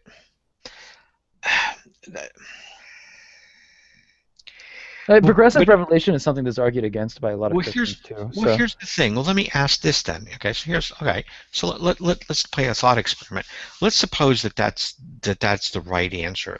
That God is unchanging, but man changes. Humanity changes, and therefore, as humanity has changed over time, God has revealed or changed. I don't even know how to word it, the requirements for certain promises, or he's put conditions on certain promises, or what have you. Is it reasonable then to assume, because this sounds, unfortunately, the problem with that is that this progressive revelation, the very concept of the word progressive, sort of indicates a one-way direction, that mankind is changing in a particular direction, which is causing God to put more and more restrictions on what were very open and simple promises in the beginning. Well, what if mankind changes the other direction? Not always. Is it reasonable to say that God would now undo those restrictions? Yes. In the Mormon tradition, blacks are no longer considered evil. For example. And that had nothing to do with politics, I take it, right? Or no? Well, I mean, God said so. You can. Thanks, I know. Take whatever you want out of it. I'm not going to defend the Mormons, especially with a belief like that. But that is an example of rules being lifted. It does happen. Okay. Fair enough. Yeah, it's just an example of it happening. So, if that's the case, do people who believe in progressive revelation, let's not talk about promises, but people that believe in progressive revelation, does that apply to morality? Because all the arguments that I've heard about, okay? Okay, 5 minutos? Oh. Okay. This idea of there being an objective morality, or an unchanging morality, that seems to be in conflict with this idea of a progressive revelation or a changing rules from God. And that would seem certainly to it would seem to me to be something that would be in line with this idea of as humanity changes, rules of morality might have to change. And yet, in that area, we seem to be pretty well, have the rules, nailed to the wall. I think with Revelation or anything that's written down in, let's say, the created world, I think they're very fleeting, and it changes because it's part of creation, if that makes sense. What changes because it's part of creation, Suf? Just everything in general, words, thoughts, they're very, fleeting through time, and, towards the future. So it's things that, you can look at God, and this is a belief. You can look at God as uncreated and the same all the way around. There's no changes, God himself. But when it comes down to, let's say, from Revelation, it goes into the world of this creative. It's part of creation, so it's just fleeting. It is creation itself. That's why it cannot have that same quality as God. Does that make sense? I think it just clicked for me what you were saying. Because I didn't quite understand for a few seconds after you said it. But you're saying that because progressive revelation, you almost can't believe in an objective morality. Is that kind of where you're going? Yeah, it's yeah. At least an unchanging objective. I'll go in two directions, but yes, I want to answer Sufi. Yes, Sufi. I do see what you're saying there. In terms of the nature created by God wouldn't necessarily have that same sort of eternal consistency that we would expect of God himself. To go back to yours, I think. Repeat the question for me one more time. Morality. Yeah, I was concluding what you said it's saying that due to progressive morality you can't. Well, it would seem progressive revelation that affects morality. You have to have progressive morality. Well, it seems like if God changes as a result of humanity's change, right? To tell us what change. Well, no, but how he addresses problems will be different. But see, I think that's dealing with different problems. But see, I think that's where I'm trying to head with this. The more I'm trying to think this through and talk at the same time, but I think this idea that the rules change is problematic for me, because it would seem that the rules, from a Christian perspective, are fused with reality. They're fused with God's nature. They progress from His nature, and therefore this idea of change in terms of those rules seems to be contrary to His consistent nature. That is an argument that many Christians use against progressive revelation.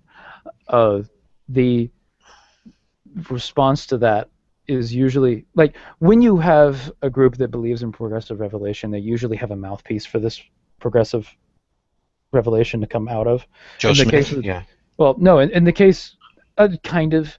In the case of the Mormon Church, it's the head of the church. Okay. In the case of Catholics, it would be the Pope. Right. So, and the Catholics believe in I think it's a kind of a light form of progressive revelation, of God revealing Himself at different stages or so on.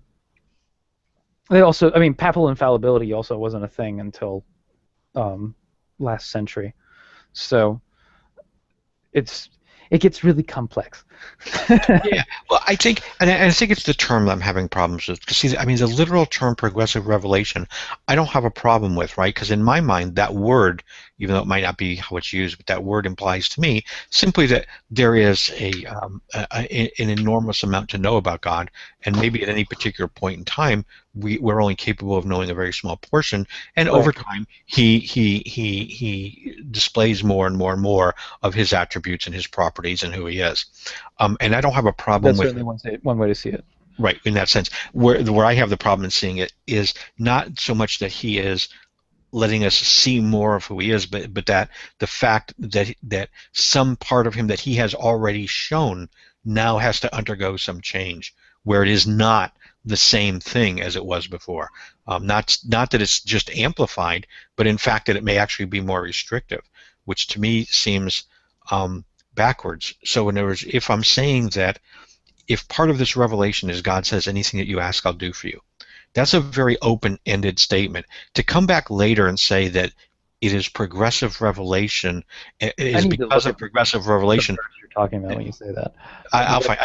I can find it for you. But to come back later and to say that now, because of progressive revelation, that we were going to now narrow that promise's scope down.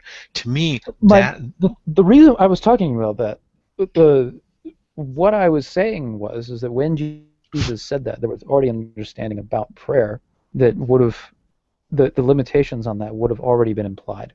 Okay, I see what you're saying. Yeah. So what you're being somebody who has God in their heart would know what is okay to ask for and what makes sense. Yeah. Okay. So basically, what you're saying is they had sort of an Old Testament filter in place already. Right. That promise was inserted into. Right. That would have been part of the greater narrative. And these are people that have been eating and traveling with Jesus there for a while. Well, but see, I discount that. I discount the traveling with him, because if it wasn't recorded for posterity, then one would have to assume it's not important to our understanding. That I think you would have to say that God communicated in total what he wanted to have communicated. So anything that wasn't recorded for us is really unimportant to us in our understanding. There's disagreement on that one. Well, tell me something there isn't disagreement on, Clayton. Well, no, I'm going to say as the Christian me would have said that what we have is what was written down, and that doesn't mean that nothing else was important. It just means that we don't have access to the other information. There's the sola scriptura Christian will be like, well, yeah, there's no way that anything else was really important. We're getting the most important bits right there. Of course, Jesus' life was important at the time, but we get the parts that matter to us. So, yeah, of course, there's going to be... one of the reasons Christianity became this giant fractured mess right out of the gate. So, of course, there's going to be shitloads of disagreement on the scriptures, what is scripture, and so on. There's books that have been kicked out, books that have been accepted, mystical books. Right. That, some people will be very offended at the idea of Enoch being considered a biblical text, or Fourth Maccabees, and varying degrees of offense. Yeah. I know Nephilim Free flips his shit if we bring up the Apocrypha. Okay. So. Well, I used to bring up Taneda as was one of my readings, and I think we talked about it before. Is there's this North African branch of Christianity called Tawido, and their canon actually has 88 books to it. So we're missing even more than the Apocrypha we think of with 88 books. 88. I wonder if it includes some Gnostic. What's the name of it? Taweedo, Taweedo. You can wiki it. They actually do not yet have an English translation. They're still working on an English translation. That's actually wanted to go buy a Bible and look. Is that the Ethiopian Bible?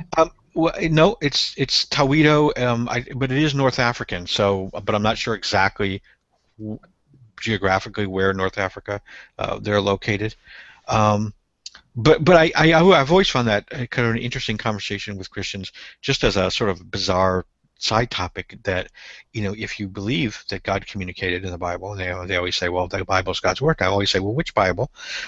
And they always think I'm talking King James versus RSV or something. I'm like, no. I'm talking like Taweedo. I said, here's a book that is Christian. Can you spell Taweedo again? Taweedo. Yeah, it's not coming up for me. Hold on. Let me check my spelling. I'm getting different things on drug culture. Okay, hold on. Like tweeds. Yeah, no, hang on. I may have spelled it wrong here. Tweedo. Urban Dictionary says that it's... No. I get it. Reuven just posted a link for you guys. Hold on a second. I gotta get back to the room. It's Tewedo. Oh, yeah, I bumped into that. Okay, here we go. There it goes. I think that was it, yeah. I will look into that later. Yeah, Taweedo. My bad. Oh, so Chitres of Ethiopia, yeah. But I always, churches are really, really mysterious. but that's always my question, like to them, is that, well, okay, let's take for a second that God did the Bible. I said, well, what about the Tweedo? I said, have you read that Bible? And they're like, well, no. And I'm like, well, why not? And they said, well, what difference? Why? Why should I? And I'm like, well, it would seem to me as a Christian, right? If I was going to be a Christian, I said, an honest answer there should be, if you really believe that an all-powerful being, communicated to mankind, then it would seem that you would have to do some due diligence here in terms of which books actually, are the ones that he gave you. I mean, you could just say, well, he gave us Protestantism, I'm looking at what books that they have. I actually have a few of the books. Some of them were the ones that consider Enoch. Their New Testament is exactly the same, though. Okay. So the part that a lot of Christians would say matter is the same. Right, but there are other things here. But my point is simply that I do find it interesting that when somebody professes this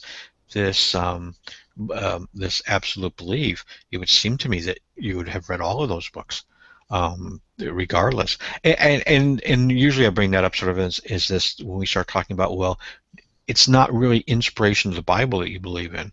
It really is inspiration of the various conclaves that selected the books that have become the Bible that you have in your hand that you believe in. For a second. Well, okay, because don't you have to believe that God inspired both groups? No, okay. Because you can believe that one of them is believing in a false god and therefore idol worshiping. Oh, how can you do that? Go ahead. Well, in the case of Enoch, there's supposedly I've read like the first quarter of Enoch, so I haven't confirmed this for myself. But Enoch is supposedly inspired by the wrong deity, and several of the other books apparently contain some kind of sorcery or whatever. And I think that Reuven would probably be a better person to have a conversation with about this than I. But I know that that's the qualm that a lot of people have with what are considered the apocryphal books, or even books that are outside of what's classically considered the Apocrypha. But just the forbidden books or the other books that aren't considered canon in the Protestant book or the Catholic book. We're going to have different opinions on what books matter. But anywho, the idea is that you can still worship the God of Jesus and still be an idol worshiper if you worship that God the wrong way or if you have the wrong image of God. And a defense of the book, the Protestant Bible, which has been traveled around everywhere, is that God wouldn't let a false Bible be so widespread. Well, really? And the Book of Mormon is less widespread? Yeah, that's a good counter argument, and I'm not Christian enough to be able to answer that. Okay. Because there is the Catholic Bible, the Orthodox Bible, and the Protestant Bible are all different, and they're all very widespread. And then there's also the Quran and the Book of Mormon, which claim to be kind of the same thing. So I was looking at Tewahedo, and by the way, I still had it spelled wrong. So let me give you now that I'm looking at the wiki article, it's Tewahedo. Yeah. And actually, New Testament's not quite the same either. It goes through, for the most part, but after Revelation, we have something called Sarata, Sayan, and then we have Tiazaz, Geshu, Abtelis, First Covenant, Second Covenant, Ethiopic Clement, and Ethiopic Didascalia. And I'm not familiar with any of those, obviously. But so there are some New Testament differences, too. So they've got 35 books in the New Testament. But anyway. Okay. That directly contradicts with what your site. There's two different biblical canons that they use. I've been reading the wrong thing. Oh. Because there's a narrow biblical canon that they use, and then there's a broader one. Oh, okay. There's two different canons that depends on the church, I guess. This is a whole new weird thing to me that I'd have to poke through.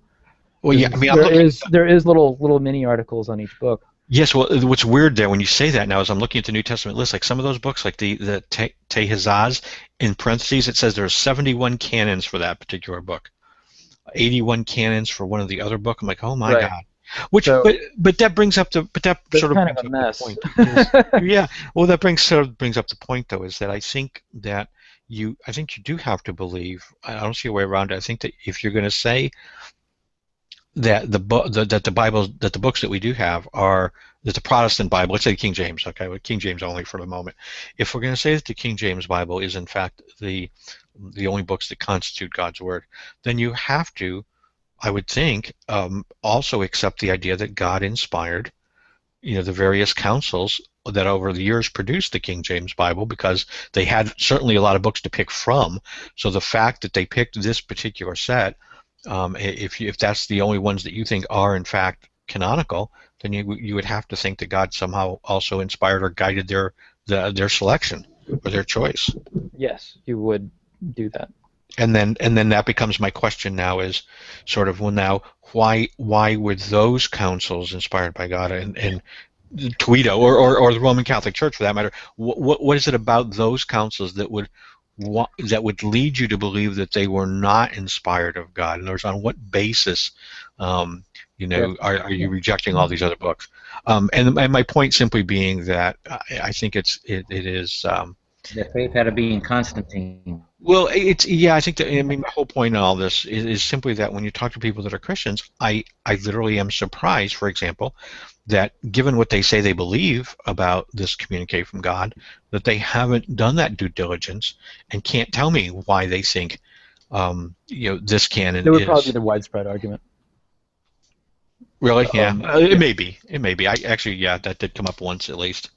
But because there's again multiple ways to look at it, but another the reason why this stuff would be kind of discounted is that it's also an earlier compilation, the Bible that we have, and is more widespread. It's more pure, you might say. It gets a little mushy when you get to the difference between the Orthodox and the Catholic and the Protestant Bibles. I find I have a frustration with sola scriptura Protestants, because the idea of sola scriptura is very inspired by the idea of Martin Luther to say that all we need is Scripture, we don't need the Church. Right. And that's the same guy who cut out several books. So. Well, and that was going to be my next thing, right? So he wanted, I think, Jude, Revelation, Hebrews, and one of the others gone. So, yeah. Well, he might have. I'm not aware of that, but I do know that he took out several Old Testament books, and it's kind of annoying when you have the guy who's supposed to be rebelling against the Church and saying that all you need is Scripture, also be the guy that alters Scripture. Yes. But that aside, okay. He was the Antichrist. That aside, the reason why you wouldn't go with these books that were added is the idea that nothing is supposed to be added and nothing is supposed to be taken away from Scripture.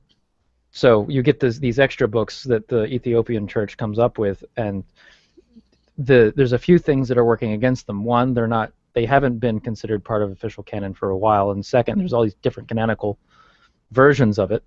Doesn't help it either for somebody who wants a solid Scripture to go off of. Yeah.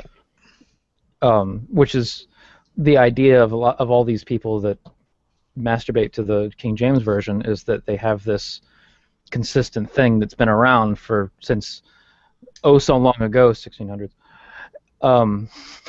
Yeah, exactly. Whatever. So, anywho. Yeah, no, it's all fun. Hey, listen, my wife is telling me it's time to go to bed, so I gotta. Go to bed. What now? What? Time to go to bed. Oh, he's being my wife. Thank you, Brother John, so much. Before you leave, we had a question and thought Clayton could address it. We did. Yeah. We were talking earlier, Clayton, about marriages. Marriage and Wiccans. Up the weird idea about marriages should be like driver's license. You have to renew them. So, Carlton says that in the Wiccan religion is marriages for certain period of I time. said Carlton says he thought he remembered that, but I also said that if you call a druid a Wiccan, it's gonna be like calling Shanna the deist a Christian. You're gonna get the same slap. It kind of is.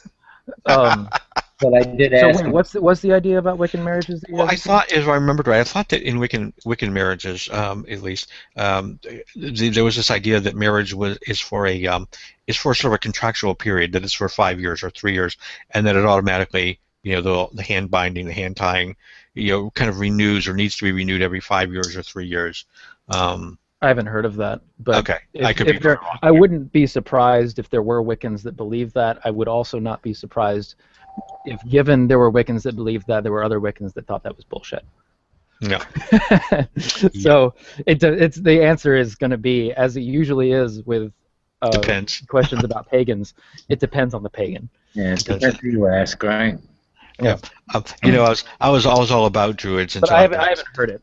So I was all about druids until I got to the most latest episode of Lost Girl here, where Massimo turned out to be this really bad bastard, and he was the druid. Anyway, they killed him off. I'm not aware of this. Oh, you're gonna have to watch Lost Girl. Okay, she was a fae, and she didn't know who her parents were, and What's Lost Girl? It's a movie. It's a Netflix series. Oh, is it?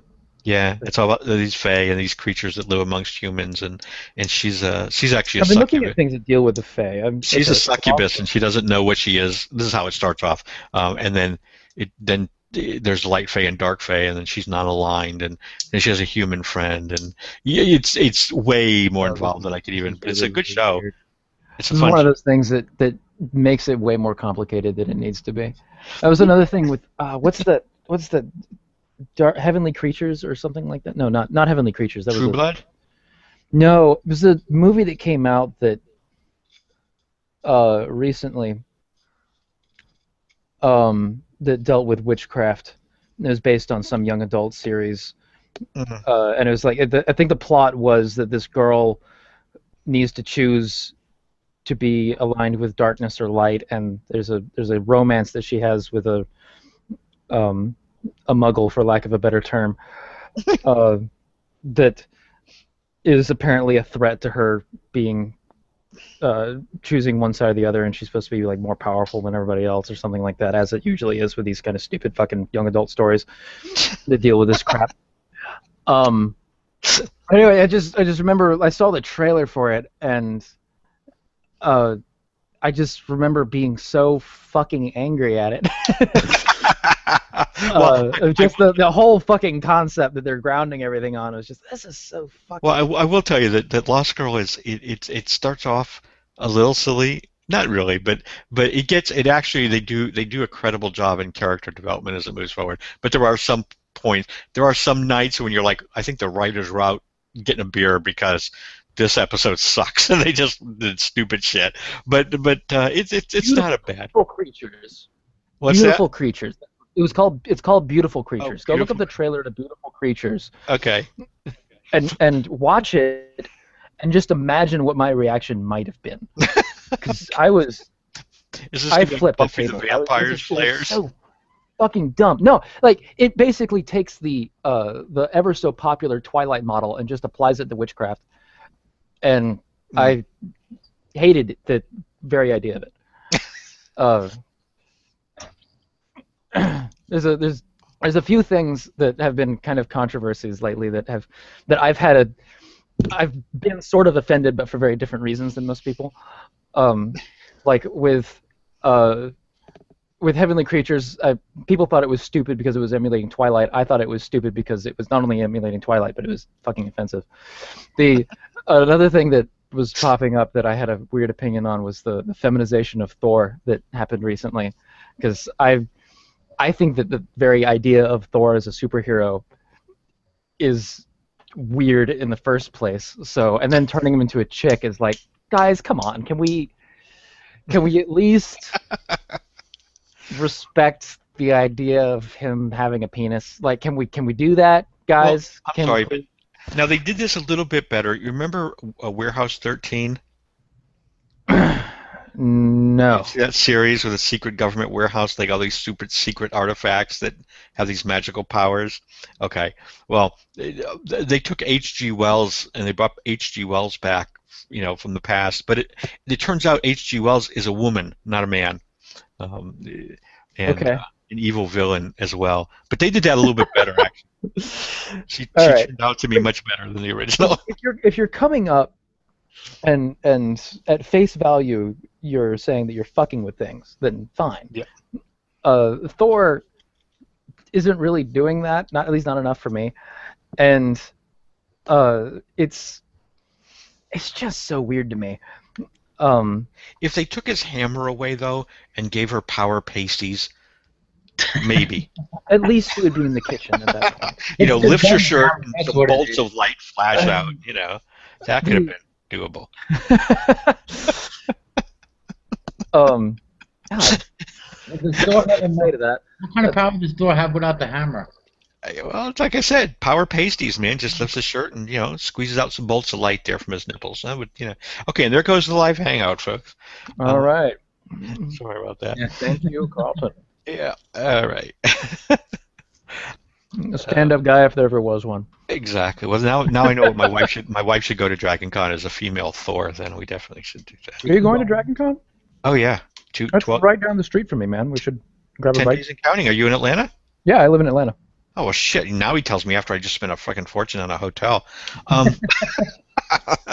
We're sharing a hotel room with. I already have people staying with me for that, so I wouldn't be able to we're oblige. sharing a hotel room at the Westin with 6 people that we don't know. Well, I know my wife, but I don't know anyone else. It's 3 different couples is what it is, and we're in a hotel room with a single bed. Huh. Well, Yeah. that's fun. And he says, "Well, we're going to get another bed." I said, "Yeah, good, okay." They How can did roll one up for you. 6 people, 1 bed, huh? Hey, well, you know what you should do, Clayton? So what plans do you have? Yeah, we got 2 plans besides Dre. We're going to be in the Westin Peachtree, but we got on Thursday. We're coming down on Thursday. My wife's got to get her passport, whatever, done. We're going to go to where Fogo de Chao is in Buckhead. Yeah. Okay, we got a 12:30 lunch reservation. That'd be cool if you got any people who want to come join us. What day? Thursday? Thursday. Let me And see then- if I'm gonna be back. I get back on the 28th of That's August. Thursday. Okay. If not that, I think Friday, I might land afternoon. So. well, Friday night we're going to the Imperial Fez. It's this Arabic restaurant. It's on Peachtree. Mhm. Belly dancing, sit on the floor, 5-course meals.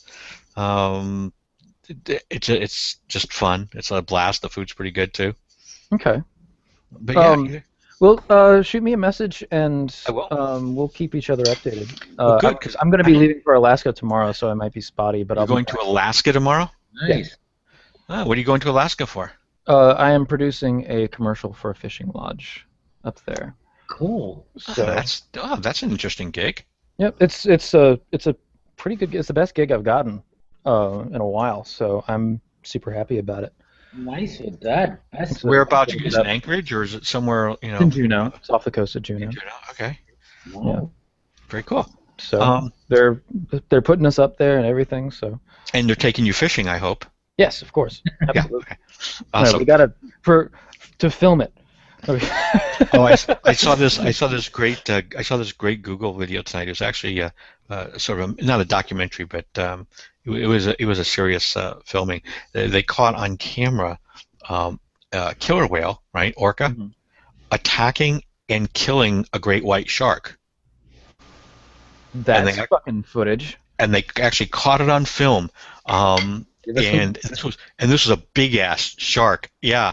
And apparently this thing just fucking grabbed it and just like sliced it in half, held him still in the water, and then just took him down, drowned him basically. Couldn't move, couldn't breathe. Well, dolphins will fuck with sharks. Orcas will kill sharks. Yeah, this was amazing. Well, what was really amazing, and you watch this thing, and they talk about this is on the Farallon Islands off of San Francisco, which is supposedly. Every year, all the sharks, all the great whites congregate there. There's several hundred that come there every year and feed off the seals. What happened was literally after this killing, they show you on a graph. It was absolutely amazing. They said the same day, every single shark from the Farallones, they had them tagged, vanished. The whole population of sharks, after one killing, literally within hours, were gone. Fuck this shit. Fuck this Exactly. That's yes. And then a couple years later, they came back and one of them got it again, and bam, same thing. Those guys just Nope. And so yeah, They got all the sharks got on the nope train to fuck this shit, Bill. exactly. They said like, yeah, we're going out in the middle of nowhere, and they tracked on the tags. They went down to a depth of 1,500 feet, and then just made their way out to the middle of the ocean and stayed there. It's like, yeah, that was kind of weird. I never thought of a killer whale attacking a great white. That's bizarre. There's a fun little bit of info that you can probably look up too. That there's a tagged great white that they were tracking, and then all of a sudden, it stopped and then went shooting down several thousand feet into the ocean until the tag couldn't be tracked anymore. Wow. The idea is that there is a undiscovered either a much larger, deeper dwelling great white or an undiscovered breed of shark came up, grabbed it, and ate it, and then brought it back down to its depth. Wow. Came up, grabbed it, and went, fuck off, I'm going back down. What about a giant squid? Do giant squids eat sharks? Giant squids don't come up. They don't? Usually, no. What do you mean they don't? It wasn't like Kraken, you know? Giant squids do come up. Hulu. I don't know. All right, guys, I got to run. My wife's yelling here, so thanks all. I had a fun time. You guys have a good night. Clayton, I'll touch base with you here tomorrow. I'll send you a note. Yeah, definitely. See you Have a great trip. Thanks for stopping by. All right, Carlton, I'll check you out. Yeah. His wife said it was bedtime. No, it was like 5 minutes. It was more like 20. Yeah. I Usually, distracted him. Sorry. I officially apologized to his wife. it's okay. I don't understand the whole shit. Six couples sharing the one bed thing. Like how do you sign up for this? Like what is this? You want to people make arrangements to stay in places when they show up for that event? For Dragon Con? Yeah. The hotel rooms are coveted, so people share them like crazy. Oh, what is Dragon Con? What is that? It's just a big nerd con.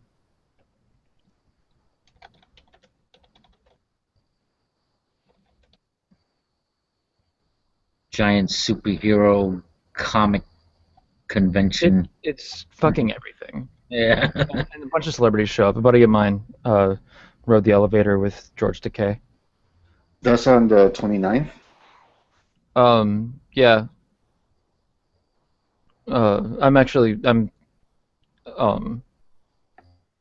There's a few people staying with me because of Dragon Con, so I usually don't go. I don't think I've ever bought a ticket, but I have shown up because I know a few people that are able to get around there and can invite people in.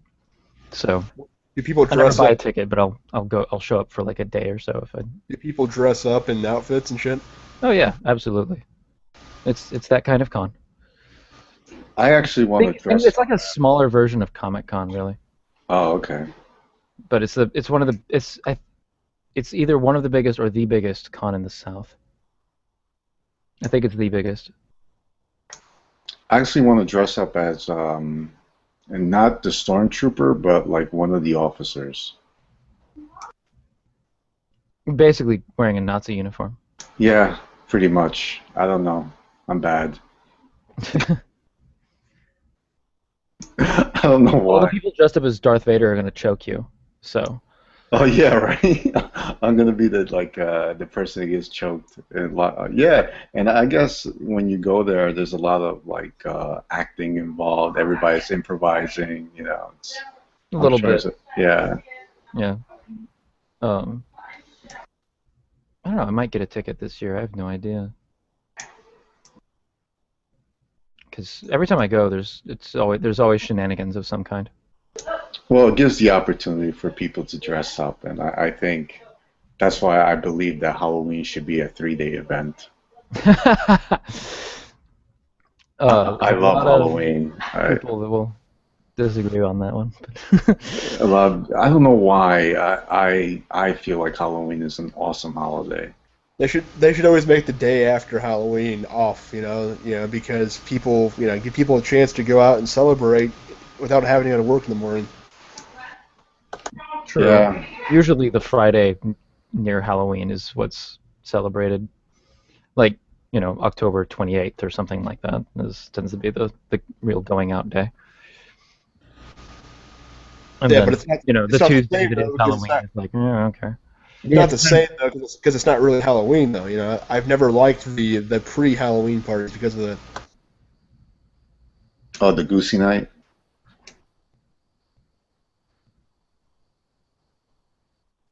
I think he disappeared.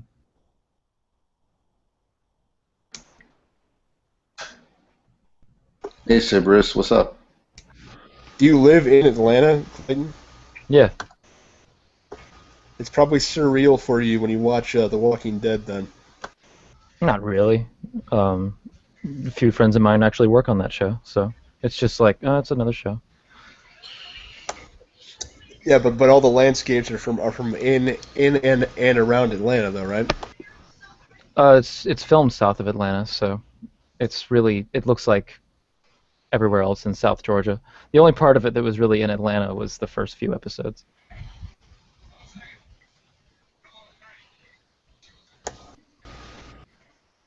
Like, it was pretty cool to see 85 all fucked up. How long have you lived there? While. Long time. I know people that have moved there, but for me, I don't know what the draw would be to move there. Well, for me, it was a career thing. So Halloween is on a Friday this year, Brother John. That's awesome. Yeah, that works out nice this year. Oh, congratulations, Cerberus, Prince Cerberus. Oh, Prince of Mercy. Oh, Prince of Mercy. Oh my God, sounds like a wrestler. Well, congratulations anyway. That's how we're gonna address him now from now on.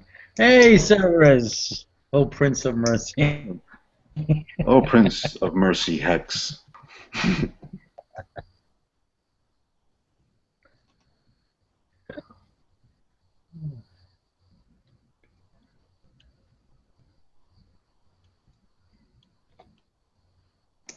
I always wondered because I was watching The Walking Dead, and I think in the South is probably one of the worst places to be in. I think, I always thought like, man, maybe if it happened here, because I live like in the mountains, you live on top of the mountains, you surround it, and you can see anybody that's coming. it's also harder to farm. Yeah, it is. It is. So you got to find ways to, farm your food. But the mountains here are more like hills. They're not really like mountains. Which mountains are you in? The Ramapo Mountains up in northern Jersey and southern New York.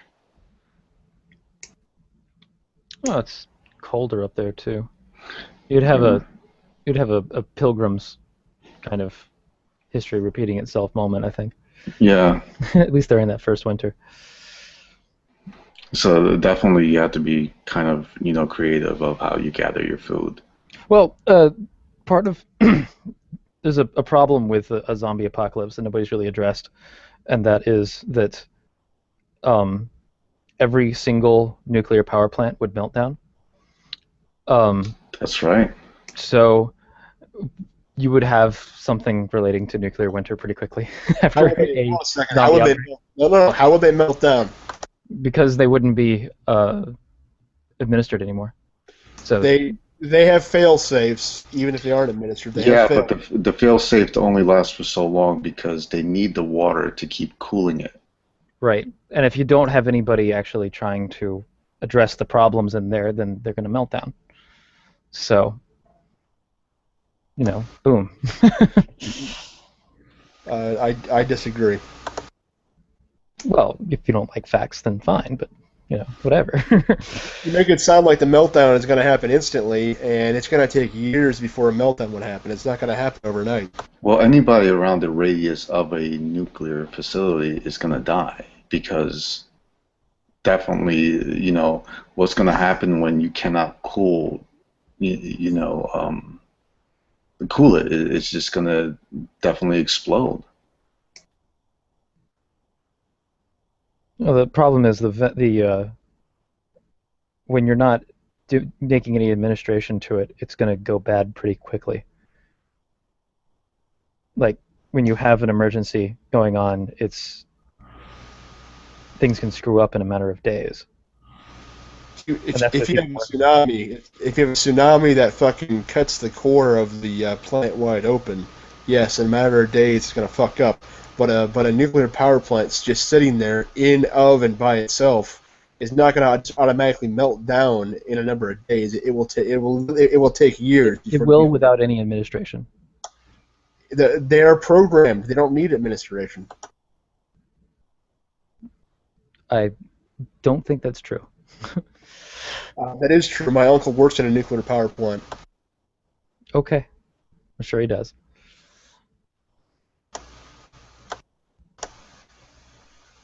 We're all a bunch of zombies. Okay, nuclear power plants are going to melt down instantly. It's going to happen in a matter of days. We're all fucked. That's not how if the zombies come, then yeah, eventually they'll all melt down. I mean, this is all dependent on zombies, which are kind of a weird idea. They will power down. They will power down. Okay, they'll power down before they melt down. Sure.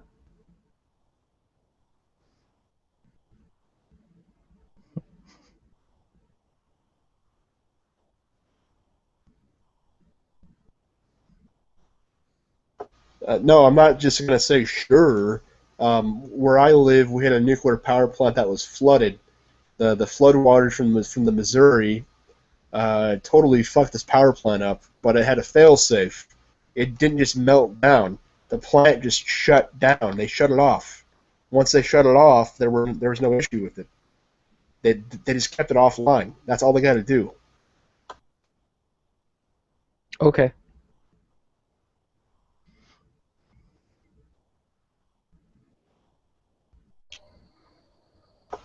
You're feeding the whole wave of the green movement and nuclear technology being so dangerous, and you're not very informed.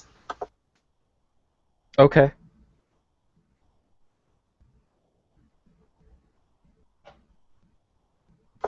I mean, are you debating that you can't just shut them down and take them offline? I'm not debating anything anymore. Well, you don't have to, because the pompous answers that you've been giving clearly prove that you're right and I'm wrong. I don't think I've proven anything.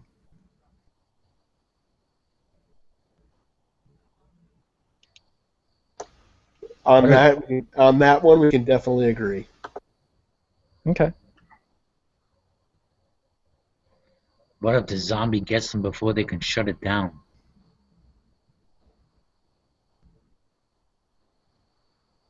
How long then? Well, there's never going to be zombies walking around, okay? We won't have Ebola zombies. We won't have anthrax zombies. It's not going to happen. Well, the idea is taking into consideration that the possibility of a zombie attack, which, again, I've said is kind of ridiculous in the first place. But if we suppose it. Worldwide zombie outbreak. And with that, I'm going to stop the live broadcast. The zombie apocalypse. Yay, zombies. Yay, zombies.